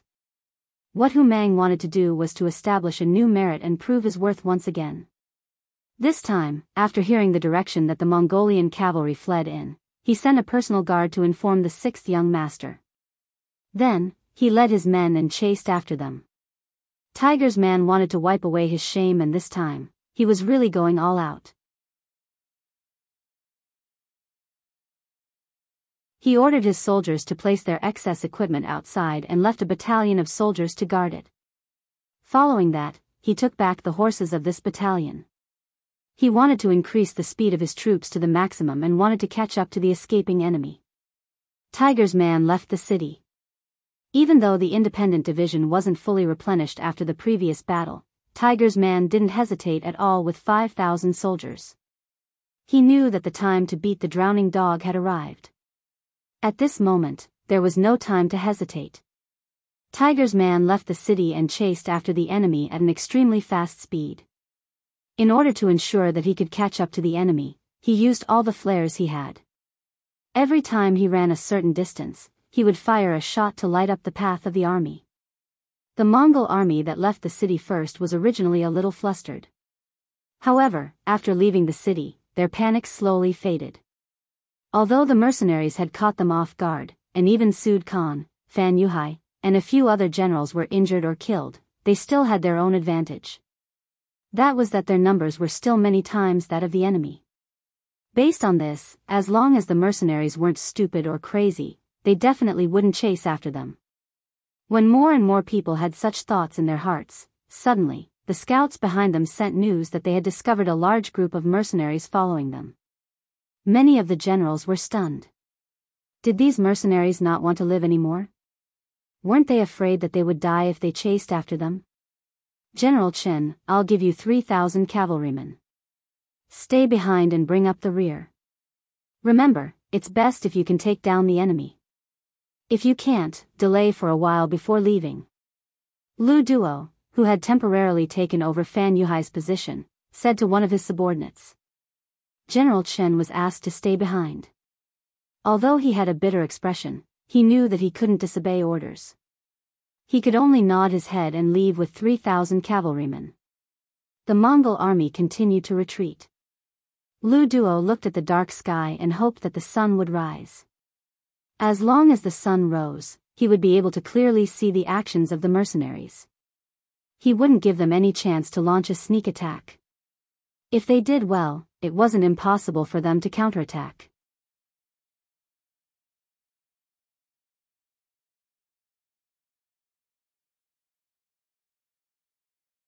Chapter 837. General Chen led the 3,000 cavalrymen back and coincidentally bumped into Tiger's mane. Just as he got into position and raised his saber to kill, a white light suddenly flashed in front of his eyes. The strong light made him unable to open his eyes for a moment. Fortunately, this feeling disappeared quickly. However, before the light disappeared, his eyes couldn't help but twitch because he seemed to see the cavalrymen on the other side raising their spears, and then, there was no then. The 6 battalions of musketeers used the flare to lock onto the approximate location of the enemy. Then, gunshots rang out and the Mongolian cavalrymen who were still in a daze were shot off their horses one after another. When the distance was less than 500 meters, the power of the Type 81 assault rifles had already exceeded the imagination of some people. After the gunshots, there was the sound of war horses galloping on the ground. Tiger's mane led the other cavalrymen and quickly rushed over. Taking advantage of the moment when the enemy was stunned, they raised their sabers and slashed down. As they slashed, the Mongolian cavalrymen fell off their horses one after another. Without knowing the enemy's situation and the fact that they were defeated, the 3,000 Mongolian cavalrymen couldn't even unleash their advantage and were pierced through by the arrow formation.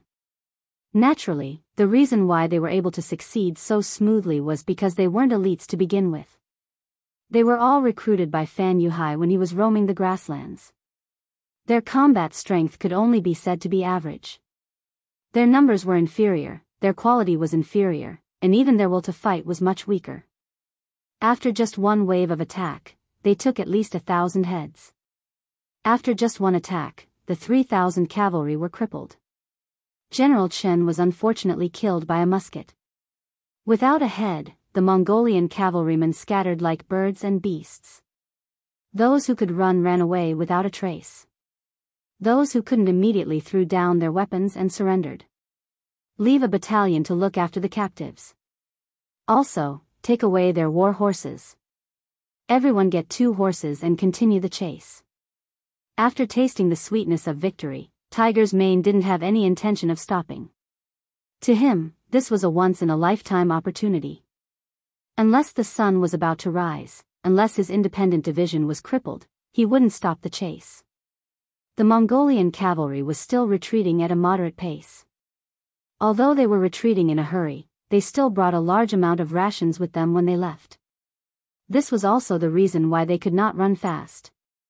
Half an hour after General Chen's 3,000 men were sent out, another scout reported that there were still mercenaries chasing after them, and they were less than 8 miles away. For cavalry, a distance of 8 miles could be covered in 2 or 3 charges.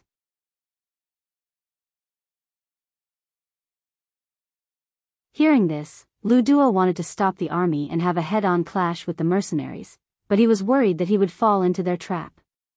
He wanted to ask General Fan, who was already unconscious, but he was afraid that this would show his incompetence. In the end, he made his own decision. He called over General Kambala, who was guarding the rear with him, and told him his worries. "General, there are mercenaries following us. If we don't get rid of them, trouble may come at any time." Standing in front of Zambala, Lu Duo spoke while using the torch beside him to observe the changes on his face. Both Lu Duo and Zambala were generals in the alliance. If it had to be said, the former was far less famous than the latter. If not for the fact that Fan Yuhai's warhorse had been killed and he had fallen down in a hurry and passed the command of the army to Lu Duo before he fainted, he would not have been able to ask this question. After hesitating for a moment, Zambala finally nodded his head. "All right, then I will lead the troops to cover the rear. But I want to take 10,000 cavalry with me." "Okay." When it was Lu Duo's turn, he did not hesitate at all, as if he already knew that there would be such an outcome. Seeing Lu Duo agree so quickly, Zambala did not have anything to worry about. The mercenaries only had 10,000 men. With these 10,000 men, he naturally did not have anything to worry about. In the blink of an eye, Zambala had gathered the 10,000 cavalry that originally belonged to him. These were all the elite forces of the Mongol desert. With these, there was nothing to be afraid of. Zambala led the army and left. After Lu Duo sent them off, he turned to the army and said, "Let's go too." Then he rode his horse towards Fan Yuhai. Fan Yuhai, who was under the protection of a group of personal guards, was still lying in a carriage with his eyes closed. Even when the army left the city, there were still people who saw him. Everyone knew that General Fan had been attacked and fell off his horse. Naturally, they thought that he had been shot like Su Dakan. But when Lu Duo rode his horse over, the carriage's curtain was opened from the inside. Lu Duo's figure also entered the carriage.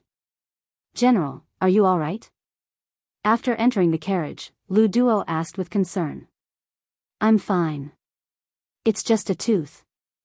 There's no problem." Fan Yuhai smiled confidently and then asked, "How are things?" "General, everything has been done according to your orders. You really have great foresight. The mercenaries really did chase over. I first sent General Chen, who was close to the Mongol army, out. As expected, he was not a match. Then, Zambala brought 10,000 troops to cover the retreat." Lu Duo looked at Fan Yuhai with admiration as if he was looking at a god. The god of war was indeed admirable. He could always turn something rotten into something magical.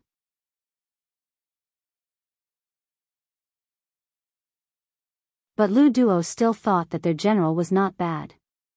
He also had great foresight. If it wasn't for the fact that the general's starting point was too low and he couldn't make many decisions, if they really had the same number of troops, it would be hard to tell who would win. Just like now, the general was just taking advantage of the situation and beating them at their own game. This solved the biggest problem in front of them. One was General Chen who had betrayed them, the other was General Zamubala who was by Suda's side. As long as these two died, not only would their internal problems be solved, they would also have one less enemy. This would be a great help for them to take over the Mongol forces in the Gobi Desert. "I'm not worried about you." "Oh right, go and inform Zhang Meng. Tell him to protect Su Dakan." At this time, nothing can happen to him. Also, I heard that gunshot wounds are hard to treat. Is that true? Fan Yuhai nodded calmly. He had used the opportunity of being ambushed to do this. It could be said that he had turned a bad thing into a good thing. In reality, he had never thought that he could rely on this alliance to defeat Yang Chendong. Or rather, in front of a strong force, he had never thought of doing anything to the mercenaries. Therefore, he had not tried his best in this battle. Everything was waiting. He believed that the god of war was not a normal person. He must have his own plans for appearing so suddenly. As expected, the facts had proven everything. The city was on fire and the army was in chaos. The east city gate was broken and the enemy had invaded the city. The series of attacks made Fan Yuhai speechless. At the same time, he used the opportunity to achieve his own military goals. This was the nature of a fierce and ruthless person. As long as it was beneficial to him, he would do it. As for emotions and allies, he could throw them all to the back of his mind.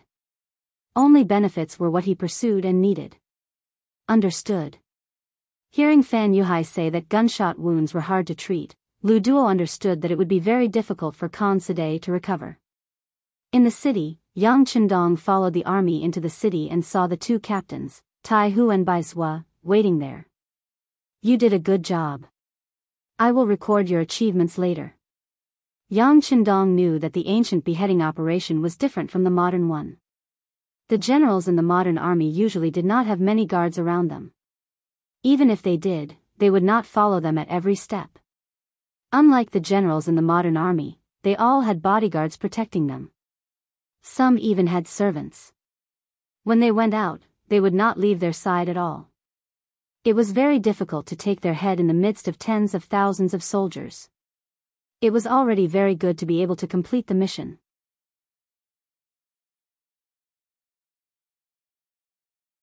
Excitement flashed across the faces of the two captains, but then Bai Zhua lowered his head and said with some shame, "Sixth young master, I personally went to carry out the operation against Fan Yuhai, but there were too many bodyguards around him. I did not wait for the right opportunity and only hit his horse, causing it to fall to the ground." Fan Yuhai was fine, which was something that Yang Chendong regretted. However, when he thought about how this person had been defeated by him more than once, and how the facts had proven that this person was not terrifying, he said magnanimously, "It's fine, this is his fate. Perhaps this is not a bad thing for us. But next time, we won't be so lucky. And, next time, we definitely won't let him escape." After hearing the encouragement, Bai Zhua said with a very firm attitude. This time, he had also hardened his heart and strived to achieve great merit when he had the chance. At this moment, one of Tiger's Mane's bodyguards came 5 meters in front of Yang Chendong, dismounted and saluted. "Sixth young master, our division commander led the army to pursue the enemy." "Oh." Yang Chendong's eyes flashed. He could understand Tiger's Mane's feelings. After the previous defeat, he wanted to prove himself through a big battle. Now that the enemy had fled in panic, it was indeed a good opportunity to pursue. However, when he thought of Fan Yuhai's various methods, he was still a little worried. He looked at the captain of the 1st Guard Squad, Chiu V, and asked, "Have all the regiments reported their positions? Who is the closest to the independent division?" Reporting to the 6th young master, the 1st Regiment of Tatar Cavalry is killing the enemy outside the city. There is also the ferocious Tiger Regiment and the 1st and 2nd Regiments of Cavalry in the city. Good, immediately inform Commander Su He, tell him to put down the matter at hand and use the fastest speed to chase after the independent division and provide support. Also, inform the ferocious Tiger Regiment and the 1st Regiment of Cavalry to follow us to the north. He knew that a thin camel was bigger than a horse. Once the Mongol tribes in the north stabilized their morale, the independent division would not be able to defeat them. You're tuning in to the Biyao's Wuxia Chronicles YouTube channel. Don't forget to subscribe and join us on this journey to catch the most captivating stories.